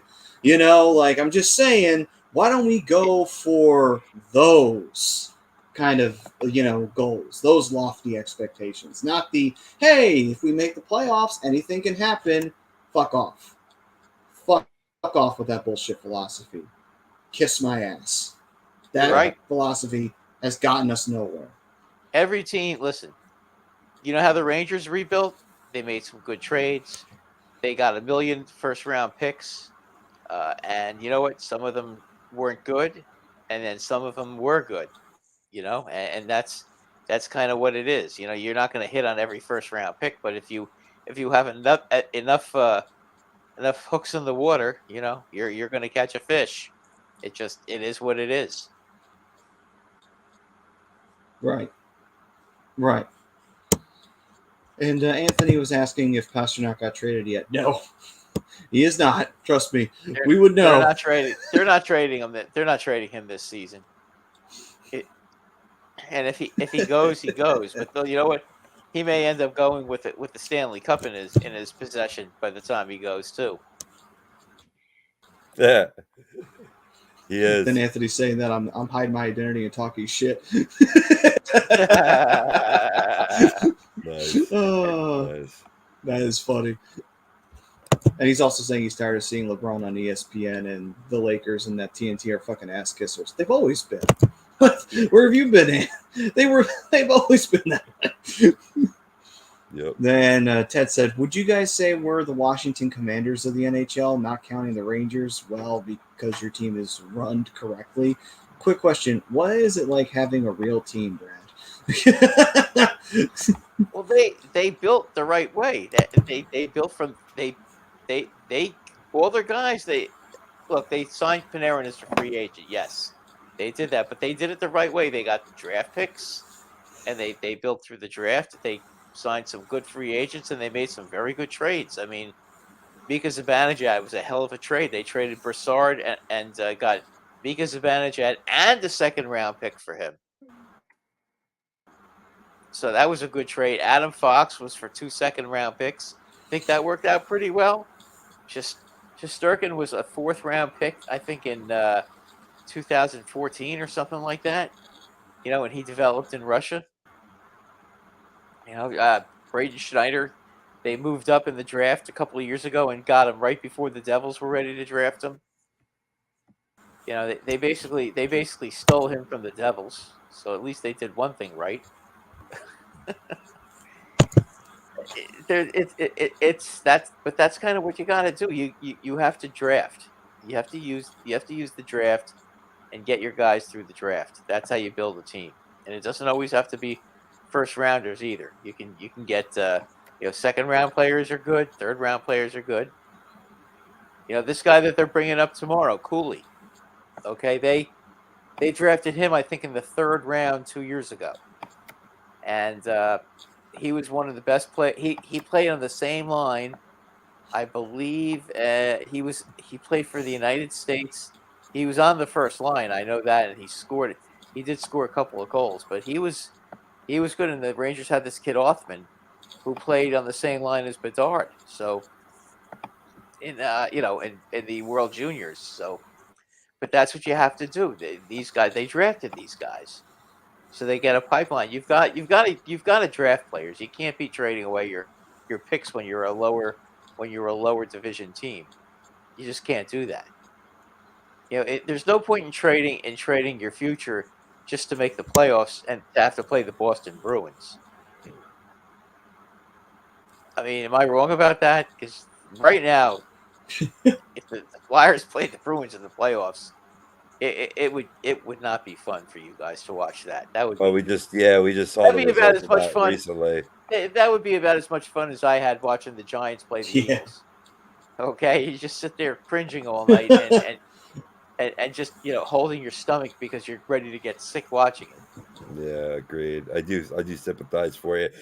Listen, Man. fam, Yeah, listen, boys.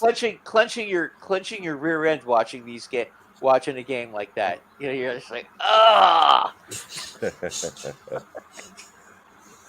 I'm sorry to be a party pooper, but I got an early tea time, so I gotta log off. I'm gonna leave the reins in your guys' hands for the rest of the evening. But good night, fam. I appreciate you all. All right, Good night, Rob. Take it easy, brother. Yeah, definitely. Have Enjoy a the rest good of the one. night.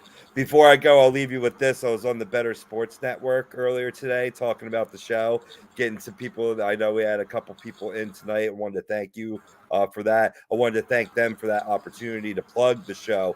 The Better Sports Network, it's a great app that you can download wherever you download your apps from, and you can listen live for free. Definitely. I like. What is their? Do they have any if you wanted to go online and look them up, what would you look up?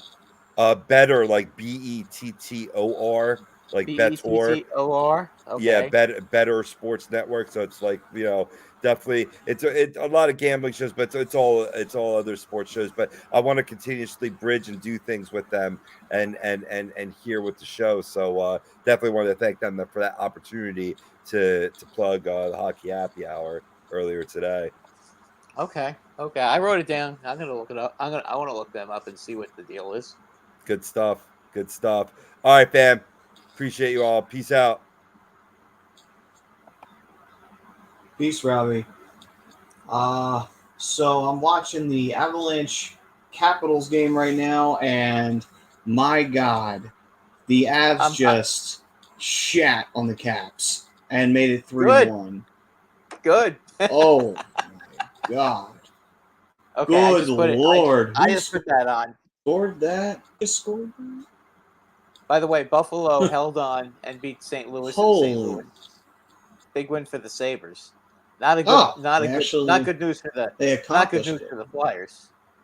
Yeah, they held on. Held on. They gave up a couple of breakaways, but Alex Newhook. They stopped. Alex Newhook got the goal to make it a 3-1 game for the Avs against the Capitals here in the second period. All right, then. So let me push us through the second period here. Let me get the Maddie, let me ask you one period question. in. Get the yeah, sure. Go right ahead. Is our favorite fighter on the Avalanche playing tonight? I am not sure. I haven't seen him yet, so he might be, but I'm not 100% sure. This game might be worth. We'll find out soon enough. Yeah, I was going to say if he's out there and Wilson is back in the lineup, that would be fun to watch Wilson absolutely get destroyed, wouldn't it? Right, for being as much of a piece of shit as he is. Yeah. Yes. Yeah, that would be worth the price of admission to see that. I'll tell you what. All right then. So we'll end the second period here. Yep. Yeah, and the second period brought to you by All Campus OC. They're giving 20% off everything in their store, including hats, shirts, to all of our subscribers. So get subscribed up for A2D. John Coyle runs the shop down there in Ocean City, New Jersey.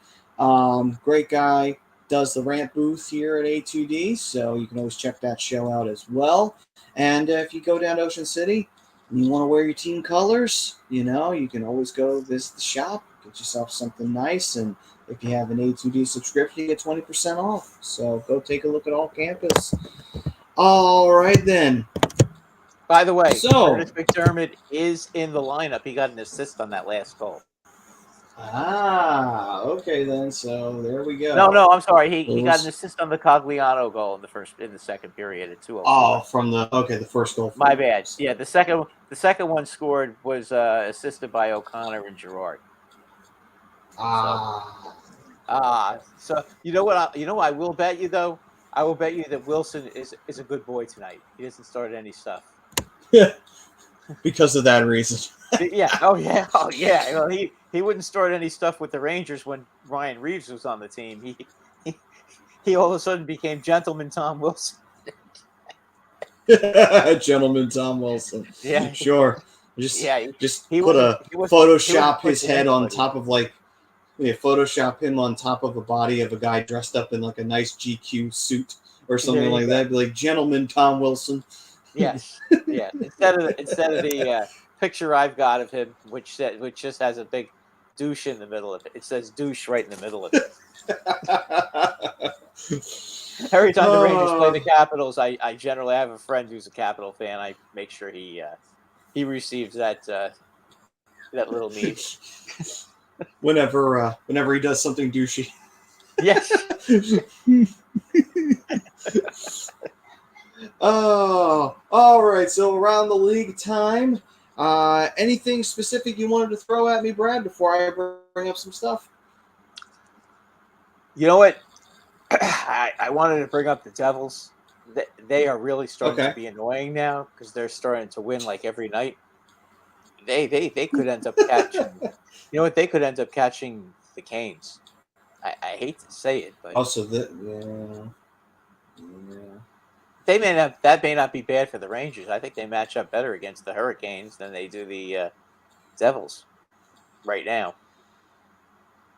And the Rangers certainly have to be in their heads from beating them the first game of the season, that's for sure, and beating them last season in the playoffs. I mean, yeah. The Hurricanes went and got a lot of mercs and a lot of hired guns to try and avoid things like that from happening this year. But yeah, the Canes haven't exactly been as rock solid as they'd like to be. They've had their Pacioretty also retore that tendon too, that Achilles tendon, by the way. Oh shit! He's gone. He's out for the season now. So. Oh geez, and that's a rough loss. That's a big loss for them. So that's why I'm thinking, the way the Devils are playing, and maybe it may not be a great matchup for the Rangers. They could end up playing the Canes in the first round because the way the Devils are playing right now, they're back to the way they were playing at the beginning of the season. They're finding ways to win games that they have no business winning. Right. Unfortunately, right now with the Devils, it's just like I hate this team because it's a hungry team and it's a team that wants to win. And you could tell they've got that hunger and that passion from them. There's that feeling of when I look at them, it's like, God damn it. Why can't the Flyers have that fucking kind of spirit? It's like these guys really want to play. They want to be in the playoffs. They really fucking want. They've been there once in the last 8 years. So, yeah. And, true. Their last visit wasn't pleasant. No, probably wasn't. So I'm saying I think they beat Florida in the first round, but then they got smoked after that. Or was that the Islanders that did that? I can't remember. That was the Islanders. No, that was Tampa Bay. Yeah, that was Tampa Bay. They lost. They got their brains beaten by Tampa Bay. That's right. Yeah, Tampa beat them in 5 in that series. Easily. Yeah. They won that easily. Yeah. So. Anthony's saying the Caps are so old. That's the last time Dallas won the Super Bowl was the last time. That was the last time they were good. Well, the Caps are old. It's amazing that they still are. Yeah, we're playing at a high level. They've cooled off quite a bit though lately. They have not been very good lately. So we'll see about them. ever since winning the cup. But I also feel like it's become more of that where we're waiting to see Ovechkin get past Gretzky. I feel like that's where the Caps are more focused at, more so than Yeah, getting I a would cup. agree with you. Because I mean they did it. They won one. So I think to them it's like, all right, we won one at least.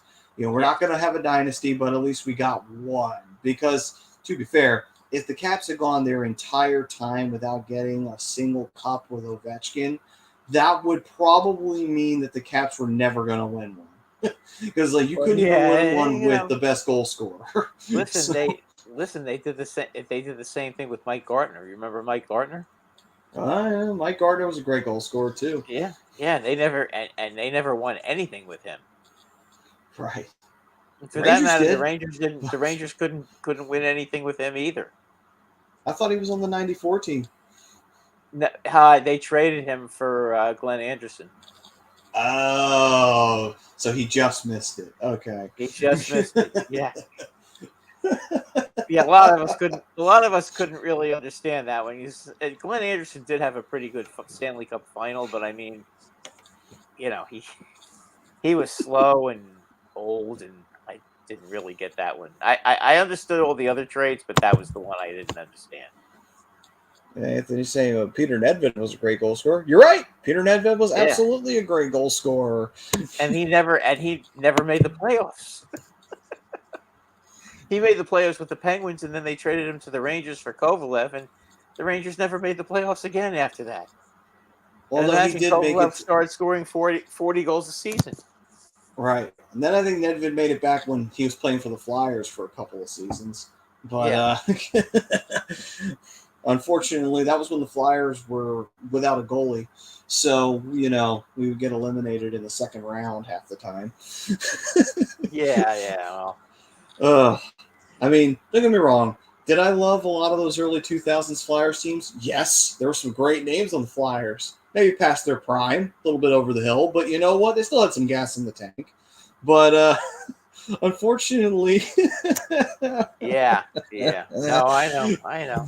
Yeah. But then you stole that one playoff spot from us that one year in the shootout, and well, that was 2010. Yeah, and then you went to the finals and gave the Blackhawks, who I thought would slaughter you guys. You gave them one hell of a fight.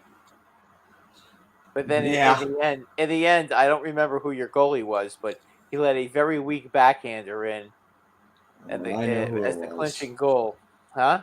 I will never forget this man. His name is Michael Layton. Yeah, okay. You remember that shot? Because that was a pathetically bad goal. I mean, that was awful. Yeah, of all the great saves he made in that game, to let that one in was shocking. Lazy ass didn't cover the fucking 5-hole when he went to the post and allowed one to go right through his pads from Patrick Kane. Yeah, Kane just put a little quick one right through him. Yeah, it was a backhander, and it was almost near the goal line, for crying out loud. And he let that somehow it went in. Ted's like Michael Layton. Thanks, Brad. I'm sad. I'm sorry. We both have shared a lot of bad, sad moments in our histories for sure. Right. It's been a long time for you guys, and it's starting to that there's a little air underneath that '94 Stanley Cup for the Rangers now. The hot air balloon is starting to get pretty high again now for the Rangers. I think it's been, coming back down to earth. Yeah, it's. Yeah, it may not be 47 years or whatever it is with you guys, but it's like what now, 30 years now. Right. I can't believe. I mean, hell. Yeah, I mean, listen, 30. It's hard to believe. No, 28 years, 29 years. It doesn't seem like it seems like it didn't happen that long ago, but it was a long time ago. 29 years. Right. Oh well. It's crazy. Ted was saying Flyers trade for Peter Nedved in 2005. It sucked. Yeah, well, that was. I mean, Nedved would score, but the team would always suck, no matter where he played. Mr. Power saying Wings looked like they were going to show a bit of promise of being competitive this year, but now they're looking like what we've been through for the last 6 years. I Well, mean, in all fairness, though, they've had a ton of injuries, though. right. And the Wings have been bad for a few years now. But you see, here's the difference. The Wings, they did something. You know what happened to them? The greatest thing could have happened to them. They started being really bad. As weird as that may sound, the Wings desperately tried to keep their playoff streak going. They did. They were never going to win anything, though, as they kept doing that. And finally, the team just imploded. They were the worst team in the league for years after that. And what do you know? You get top-tier quality talent as you suck throughout the years. Yes. And you know what? They're not so bad now. If they were healthy this season, they would be in a lot better position than they are now. Right. Yeah, I mean they've lost a ton of manpower games. I remember the last time I saw them play, I was shocked at who was in the lineup and who was out of the lineup. I mean, all their good players none of their good players were in there, and I don't know what the deal is now because I haven't seen them play in a while. But that's why they went into such a bad slump. They at least have an excuse. Right. They have a legitimate excuse. Let's see here. Anthony saying Beezer was like 100 years old when he joined the Flyers. Yes, that's why he was only on the Flyers for 2 years. He was the replacement to Ron Hextall. And then after that, we realized, we got this young kid, Brian Boucher, who's actually pretty good. He did pretty well in the 2000 playoffs. Yes, he did so well, we're going to trade his ass to Arizona. Yeah. Yeah, you ruined his career. And we traded to Arizona because we fell in love with Roman Czechmanic. Yeah, and then you fell in love with Briskalov. And boy, he was that was stupid. Yeah. Briz just couldn't handle Philadelphia. Not only could he not handle Philadelphia, I don't think he could even handle fucking tying his own shoelaces or his skate laces. I mean, the man was so anxiety-ridden that it's like, Jesus, you put Briz in there, he's just going to give up softy after softy. It's like, what's the point of paying this guy this much money for him to play like shit? We should have just kept Bobrovsky. At least when Bob would give up a bad goal, you could at least say, yeah, but Bob is like 22 and he's got plenty of promise. So you know what? Why don't we just keep Bob? Is that such a bad idea? Apparently it was, because we traded his ass to Columbus and he won 2 Vezina trophies out there. Like, amazing. And people wonder why I hate Paul Holmgren. Like, I fucking hate that man. I hate his fucking guts. Like, yeah, he was a great player. God, he was a shitty GM. He was an awful GM. Like, my God. I love Ed Snyder. He was way too loyal to Paul Holmgren. Way too loyal to him. He was fired loyal. His ass. He was too loyal to a lot of guys. He was a good guy. That was part of the problem. Right. Like, and that's something that you love about Ed Snyder, but it's just like, that's the problem when you have a great guy who owns a team that you love. He didn't help. He didn't help his cause by doing that. I mean, I know he did in his mind morally the right thing, but you can't think that way. Not with a hockey team. You have to, if it's time to go, it's time to go. Right. It's like, Briz, that decision alone should have gotten Holmgren fired for trading Bobrovsky for Brizgalov to keep Brizgalov around, and then you bought out Brizgalov the following season, and instead you just rolled with Steve Mason. It's like, listen, I love Mason. Don't get me wrong. He had some great moments for me, but let's be honest here. Mason is not Bobrovsky. He was nowhere near Bobrovsky's level, and we should have fucking kept Bob. Yeah. I mean that was a tough one. Briz that was brutal. I met that guy. I drove him home from the Mercedes dealership a few times when I used to work there as driving, working the whatever you call it when you take people home from dropping off their car. Was that like a chauffeur? Yeah, something like position? that. Something like that. I drove him home a few times. You know what? Nicest guy you'd ever want to meet. I remember I talked hockey with him, and I remember it was the year the Capitals won the cup. I asked him. I said, "Who do you think's going to win between Vegas and Washington?" He said, "Washington's going to beat them quick. They're gonna take care of them." And he was telling me all the reasons why. I was like, "How come you don't go into the broadcast booth?" And he's like, "Nah." He's like, "Nah."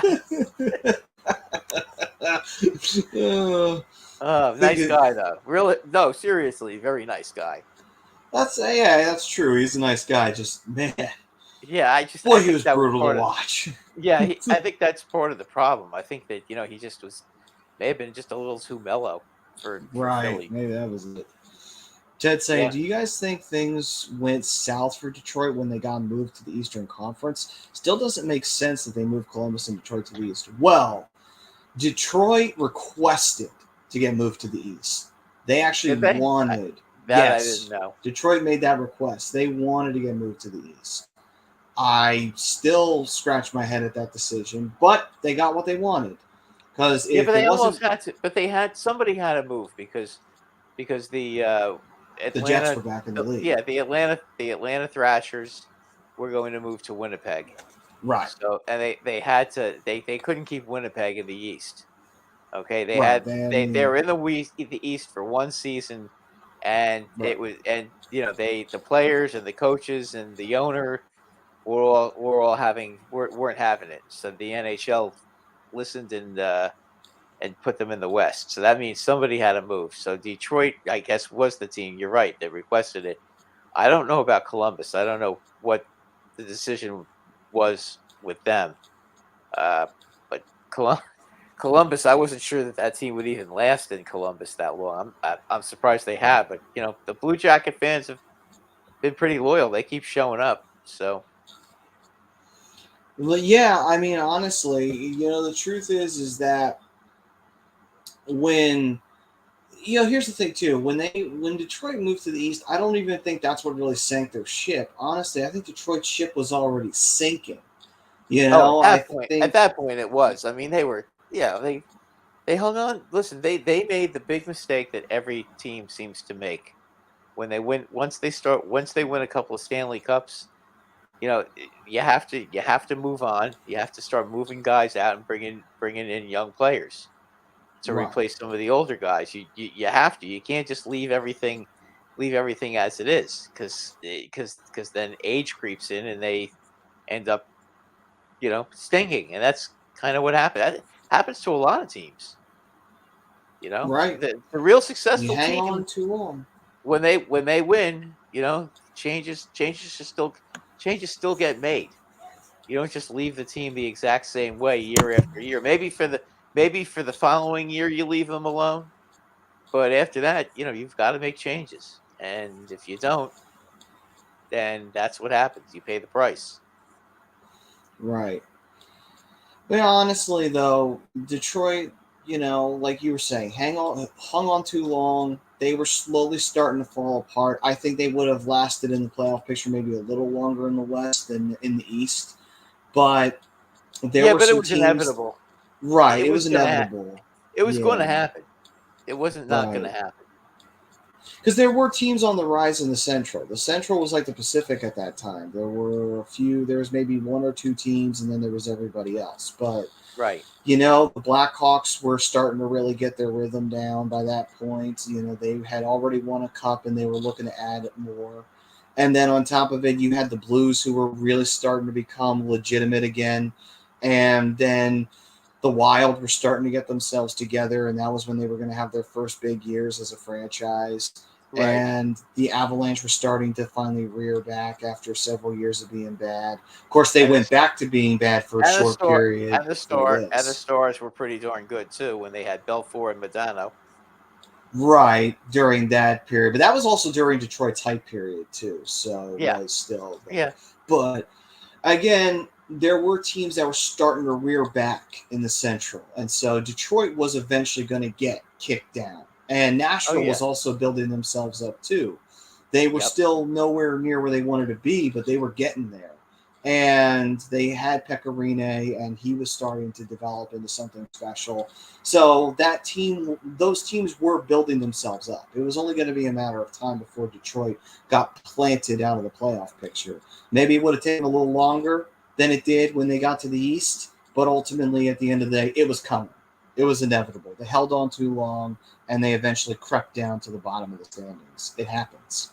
Yeah, absolutely. I mean, look, you keep trading your draft picks to go give it one more shot, one more shot, one more shot. If you do it too long, you've completely, all of a sudden you take a look and you've had like 3 or 4 drafts in a row where you don't have a first round pick, and your farm system is no good anymore. Right. Which is exactly what happened with the Rangers from 2010 to 2016. Every year, they were getting guys at the deadline and trading their picks. And eventually your farm system stinks. And when your guys get older and you don't have anybody in the farm system to bring up because they're all second, third, and fourth round picks, and none of them pan out, then you're in big trouble. Right. And then you really are in trouble. Yeah. Yeah, because you just kept trading first round picks all the time. That's why you can't. If you trade a first round pick, you better make sure that you know what you're doing.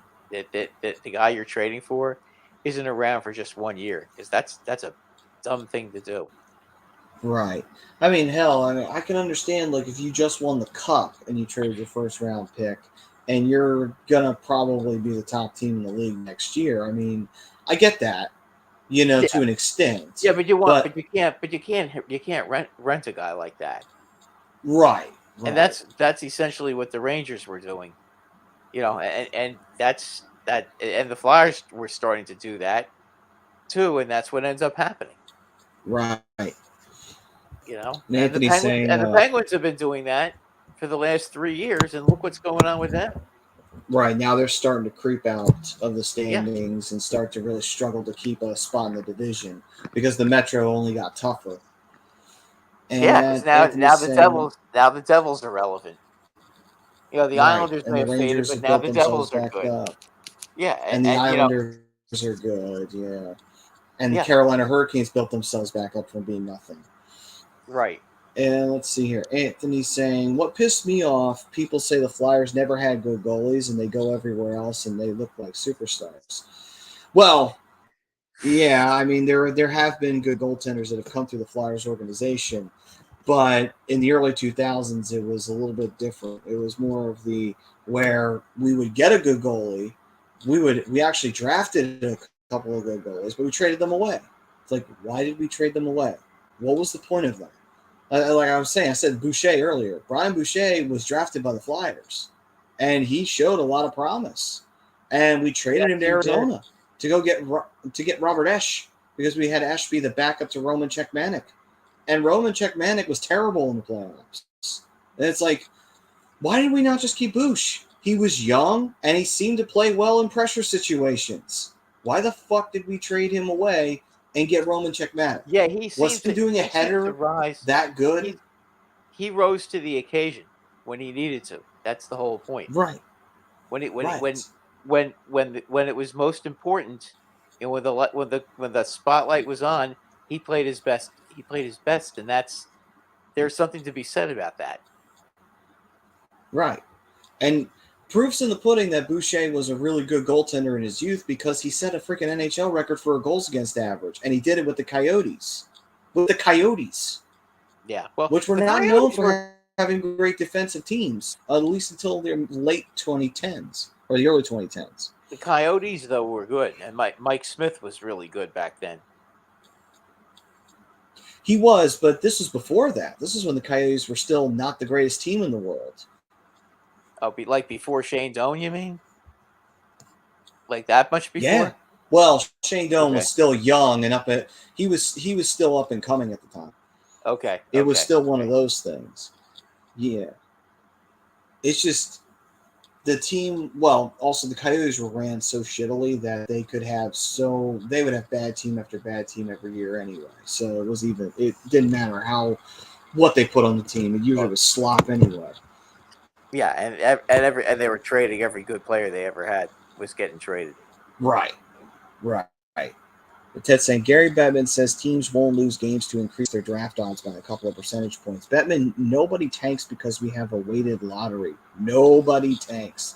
Bettman doesn't follow the NHL. And then Anthony said, good example about good goalies. He's always been a very clueless. Always been a very clueless commissioner. The only thing he worries about is making the owners money. He does. I think sometimes I think that he doesn't even know what a damn hockey puck is sometimes. Yeah. And Anthony's seriously, he's just, he's a businessman. He's not. He doesn't know anything about that sport. Yeah. And Anthony said, good example. Mrazek, Stolarz, Talbot, and other good goalies, but still the fans still cry about not having a good goalie. Peter Mrazek, a lot of people gave him shit when he played for the Flyers. And I'll be honest with you, the times I watched Peter Mrazek play for the Flyers, why are people giving him shit? He's actually playing pretty decently. He's way better than Michael Neuwirth, who was made of fucking glass bones and paper skin. Motherfucker got hurt going to the goddamn bench one game. So it's literally, he showed up for a game, supposed to give Mrazek a night off. He played one shift, for a good, maybe not even one. He might have played for 10 minutes, come back from break, and he's out. He got hurt. I'm like, how the fuck did he get hurt? It's he got hurt going to the fucking bench? Are you fucking kidding me? Jesus. Oh, it's Michael Neuwirth. Good God. Jesus. Yeah, we kept him around. I don't know why the fuck we kept him around. Should have just kept him around. He got paid a lot. You guys paid him pretty well too, as I remember. Yeah, I don't even understand what that was either. It's Jesus. Yeah, they kept him around, and he had a long-term contract. Right. Stoley, unfortunately, the Flyers never really gave him much opportunities to really prove himself. I think that was one of those situations where he was stubborn about Stoley. He didn't want to put him in net and give him. Are we talking about Anthony Stolarz? Yeah. Okay. And, it didn't seem like he was getting many opportunities because there's just that stubborn factor of, no, I don't want to put him in the net yet. He's not ready. And then we eventually traded him to Anaheim, although he did play some games for the Flyers in the year where we started 30,000 goaltenders. But by then it was okay, we had Carter Hart. So it was kind of well, I think we already know Stoley's probably not going to be around for much longer in the Flyers organization. And so we traded him. And now he plays in Anaheim. I don't know if that's a good or a bad, worse situation, but. And then you have Cam Talbot. I think the Anaheim situation is pretty bad right now. I mean, I understand that they got a couple of good young players to build around, but you know what? If you talk about a team that waited too long to get rid of their stars, man, they waited way too long. I mean, they waited till Corey Perry and Getzlaff were ancient, literally, when they finally got rid of them. I mean, that was it was just too. It was. They waited too long, and they're really paying for it. I know they got Zegras. Okay, I get that. They got a couple of other. I like that young defenseman that they have, Drysdale. He's pretty good too. But they've got a long way to go. They still have Cam Fowler, but he's kind of wasting his career now, being there. Right. There's no reason for him to be there. I don't understand why they don't get rid of him. I'm not sure either, to be honest with you. Let's see here. Then, of course, Talbot was more of a choice made as to have a veteran backup. And Talbot, if anything, I guess the reason why, well, for one thing, we needed a goaltender because we had injuries, and that was the same year we started 50 million goalies, and we needed somebody. Talbot was not playing well back then. No, that's what got him kicked out of Edmonton. Yeah, he was. He was bad in that. He was really good with the Rangers. I mean, really good. Okay, but then again, the Rangers had a really good defensive team back then too, which really helped. And he also had the goaltending coach Benoit Lair was was Lundqvist's goaltending coach, and of course, he played well when he was when he had that guy as a coach. Naturally, that's just. Well, I mean, you take a look at all the backup goalies the Rangers had back in the day. The young ones, they as soon as they left the Rangers, they stunk. The interesting thing is Talbot, after he left the Flyers, got really good again. I mean, I guess he got good coaching again, or maybe somebody watched watched some film of him when he was playing for the Rangers and I straightened him out. guess. Yeah, I mean, I I, guess that. I mean, you can. I Thing is, you can straighten out goalies. A lot of it is, they start not playing the position correctly. Their positional play is off, and they have to get back into they're into fixing their positional play. That's a lot of the problem with goalies, right. especially when they're when if you play if you're positioned right, even if you don't see the puck, you'll make a lot of saves by not even Right. moving. Right. Let's see here. Then Ted saying those quotes by Batman, he's either a liar, delusional, or he pays absolutely zero attention to the NHL. Why does every sports commissioner suck? Good question. Well, the basketball one, everybody seems to like him. Adam Silver seems to be. Everybody seems to like him. I'm not really that big of a basketball fan out of the four sports the four major sports. I mean, I watch the Knicks because they're my team, but I mean, it's not like I'm ever going to put a basketball game on. If there's nothing else on, I'm not going to put a basketball game on generally. Right. Don't like the sport enough to act. Don't like the sport enough to watch anybody but the Knicks. Hockey games, I'll put any hockey game on. Yeah. I honestly I can't watch basketball. I actually find basketball very boring. I do not find it enjoyable. I Doesn't agree matter with what you team it is. until the last 3 minutes of the game. It's just it's too monotonous. I mean, if you love it, you love it, but it's not. Yeah, no, I No, get it. There's not some my people that. sport. Yeah, me neither. So let's see here. Ted's saying it's a joke the NHL moved them to the East. You can say no. You've been in the West all this time since the league's inception. We're not moving you. Yeah, the league could have said no if they wanted to, because if it wasn't Detroit, it probably would have been Nashville that moved to the East. Or it I could have been mean, the at least in my or it could have been opinion, the Blackhawks. I don't know if it would have been the Blackhawks. I don't think it would have been. I think the Blackhawks wouldn't have done that, because to me, I think they would have been more fine in the West. I don't think that organization. Well, wanted to they were the lucky ones that got to go to the West when the expansion occurred. right. And so they got some free divisions. Right. They got all Then those they got all those freebies until the Flyers said, not anymore, buddy. yeah. Then now you're actually going to have to earn it. yeah, they didn't do that too well, did they?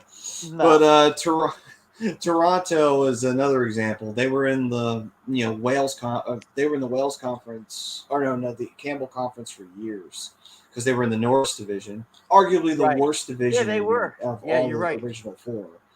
And then they finally moved to the East, and that was because of the fact that the NHL was expanding out west. Yeah, and the Canadians are there too. That's why they moved them. I mean, Montreal and Toronto never should have been separated. No, and again, I think the only reason why was geographically, I kind of get it, because the way they had broken down the original divisions, being that the league was smaller back then, I get what they were doing, because Toronto really isn't that far from Detroit or Chicago or Minnesota. So I kind of get why they just made that decision. Fierce rivalry between them and Montreal. They hated each other. Oh yeah, I agree. Because it was like the French versus the British. Yeah, it really was. It was. Exactly what it was. Yeah, all the English people were in Toronto. and all the Americans were in. I'm sorry, all the French were in Montreal. So that was the big fight. Right. I mean, obviously, the hype period for that rivalry was the 50s and the 60s Yes. during the original Six era. And, those teams used to meet in the Stanley Cup Finals all the time. Right. So let's see here. Anthony's saying Matt Czech was in his 70s. Yeah, he was old too. Still another questionable decision why we kept him around for 3 years. And he said I had a great memory. Well, thank you, Ted. He forgot about all the jabroni goaltenders. Man, we've seen some dark days. We got that goalie. If we only had the team around him now, the vicious cycle. Yeah, it's a very vicious cycle that we've been on. And Ted said Chris Therien was saying the Ducks shouldn't even be in the league. They're the worst team ever. Very nuts. And then Anthony's saying Flyers could easily win a championship by now, but the problem is the Flyers keep loyal to the wrong people. And then those people that the Flyers were loyal to don't have the patience to get young players better, but firing coaches after 3 years. Yeah, Holmgren's the perfect prime example of that. And Bobby Clark was guilty of the same shit, too. He would go through goaltenders like, somebody would go through freaking hot dogs or water or anything, like they would just consume goal. You know what it was? Coaches Yeah, but you know what? You know why that happened, though? It's because they had Keenan all those years. And right.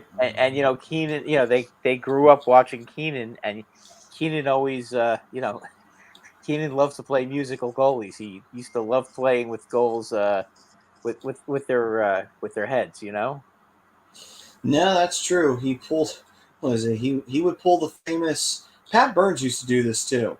They pull pull the goalie and then put him back in. Like it looks like the backup will get warmed up and everything, and then pull him right back. And starter's going back in. And be like, and if you pull the goalie and the team makes a comeback, then they put the starting goalie back in again. The one who was playing terrible and put them in the hole to begin with. By the way, Ovechkin just scored. Yep, I saw that. Yes. Ovi just snapped one right by. Yep. In his office. In his usual spot. Spot. Right in his office. I just love how, they just let it happen, too. It's like, boy, it's funny. It's like watching. It's like, it's like almost like teams do it on purpose. They're just like, you know what? Ovi's going to score. Let's just give him that one, and then let's move on. All right. 9 goals in 10 career games versus Georgiev. So your best friend's in goal. Yeah. You can count on him missing a few. All right, then. So final thing I wanted to bring up for around the league, even though we did talk more Flyers. Speaking of organizations that haven't exactly been run all that well, we talked about the Vancouver Canucks with Brock Besser. Obviously, they're planning on making some big moves and getting rid of a lot of players.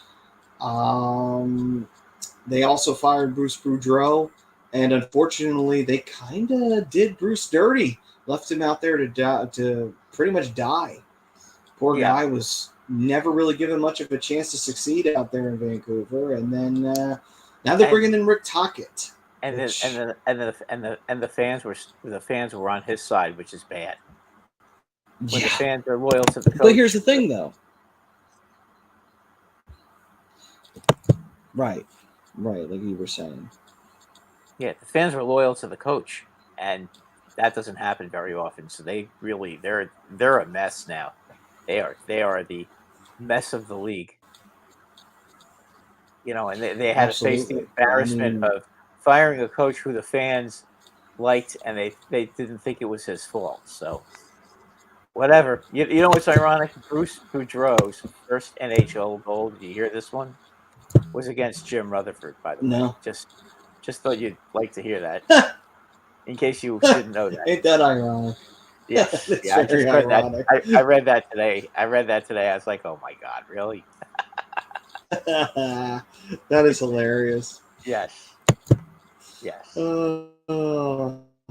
All right, then. So, Brucey boy, hopefully you land on your feet. And as for Ted saying, yeah, scummy move. Glad the fans had his back. Yeah, deservingly so. It was a scumbag move by Jim Rutherford. It was. Absolutely a scumbag move. I'm sure Tockett will And do a good job, but it's still that was really poor. But the way they did that. yeah. So we've learned how not to move on from your coach by Vancouver's example that they have set here. Yes. All right, then. So we move on. Wrap this thing up in a nice, pretty bow. On to the shootout we go. Brought to you by, first third period, brought to you by FanUp, the best way to enjoy fantasy sports. Obviously, we're getting closer and closer and closer to the big game in the NFL, so they do have the NFL contests available for the playoffs and plenty more, obviously, with your NBA, NHL, and then, of course, when the MLB rolls around, there'll be opportunities there for you guys to make some cash on the side. You can win great prizes, and if you sign up today and you use the A2D promo code, you can get 5,000 bonus points. That's a $50 value. All you got to do is go to fanup.app, download it, and throw a little money around, make some on the side. And, you feel pretty good about that. All right, then. On to the shootout segment we go, which is brought to you by Alonzi Travel.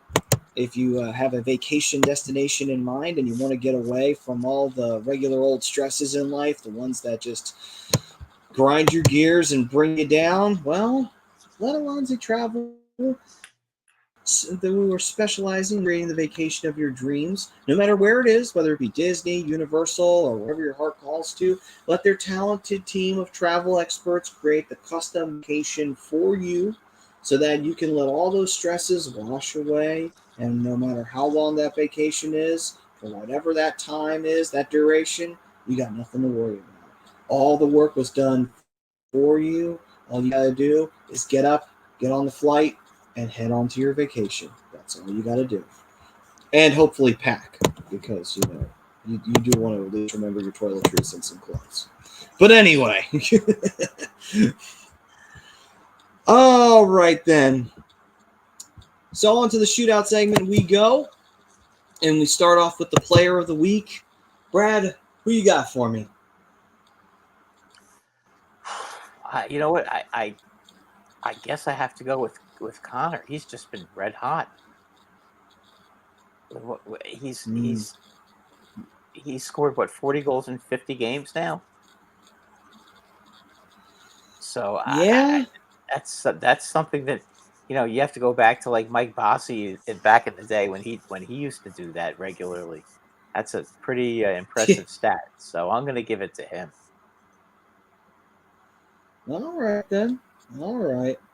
And who do you like? For me, I will say 3 stars. I'm gonna give it to. I'm gonna give it to my player. I'm just gonna give it to Pasta. And the man is just killing it. It's like that Boston team is just nasty. Again, I still think that with the season they're having, usually when you have this kind of a season, you're due for a real bad letdown come postseason time. Yep. But Pasta, though, in the meantime, yeah, I got to give the guy a lot of credit. He's killing it. And he's got a great sense of humor to boot, so you know what? All right. You know what? By the way, Good I don't on know you, Pasta. Good on you. Swayman was unbelievable against the Rangers again. He always plays against the Rangers. They never play Lundmark against the Rangers. That's because they know it's the good luck charm. That's why. Yeah, he's owned them this year. That's for sure. Last All couple right, years, then.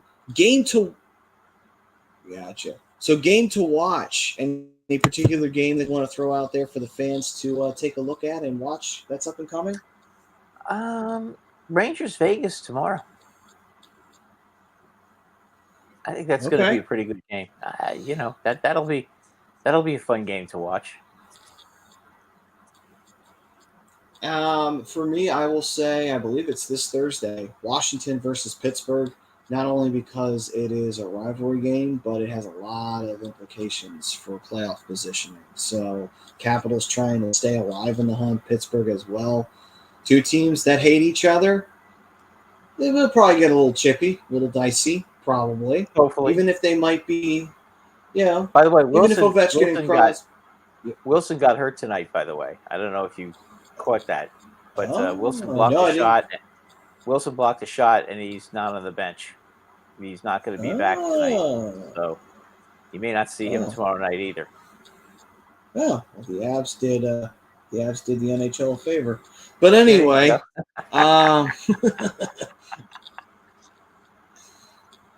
so I will say, though, that's a game I would pick to watch, mostly because two fierce rivals, even if Ovechkin and Crosby have hit old war dog status in terms of age.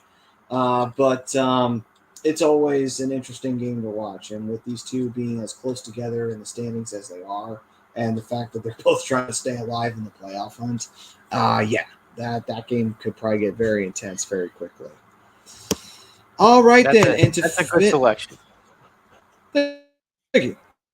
And to finish things here for the shootout and to close out the show, another game you might want to watch, by the way, is the Hurricanes and Stars. That's tomorrow night. Oh, that'll be interesting. The best defensive team in the league with the Stars up against the Hurricanes team that's got some, hired guns and some young, hungry players. Okay, should be interesting. One other game. So, all right.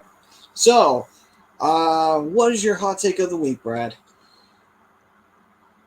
My hot take of the week is that the Devils are on fire and they may catch the Hurricanes. All right. So, hot take is that the Devils will catch the Hurricanes in the Metro Division. Mm-hmm. Mine will be Flyers will go on a win streak before the All-Star break. They'll finish out winning games. Yeah, it's pretty close to it though, right? I mean, I think the Rangers have 2 more games left before they have off, and then they get off for the All-Star break. I think they're at Toronto, and then they're home for Vegas. So, I think the Flyers only have a few more games, but I'm going to say the Flyers win out going into the All-Star break. Okay, great. Okay. All right, then. So we thank everybody for joining us for another edition of the Hockey Happy Hour. To everybody out there in the fam who are the regulars, of course, and all the new ones, thank you very much. Love you guys, and we always appreciate your support.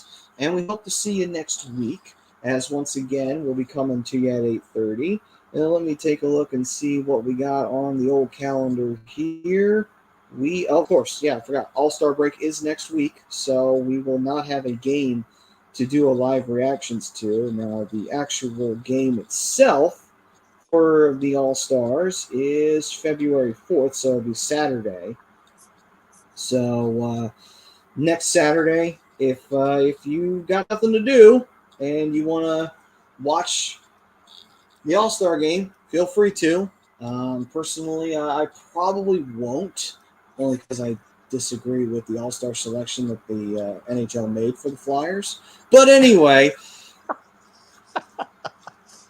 well, I probably will because I have 3 guys on the team. So, of course, must be nice. Yeah, Fox, Panarin, nice. Fox, Panarin, and Shesterkin are all there, so I'll be rooting for them. I don't think the Flyers. I think Mika Zibanejad should have made it too, but you can't have everything. Oh yes, can't have everything. God forbid. Sorry, honestly, I get it. You had to flex the muscles. I get you. Well, listen, he does have 22 goals. I mean, that's not a bad. He's not doing badly. That's for sure. Yeah. I don't think the Flyers have had 3 guys on an NHL All-Star team since the days of freaking Lindros, honestly. So, well, you'll get back there eventually. You know that, right? Eventually, we'll stumble.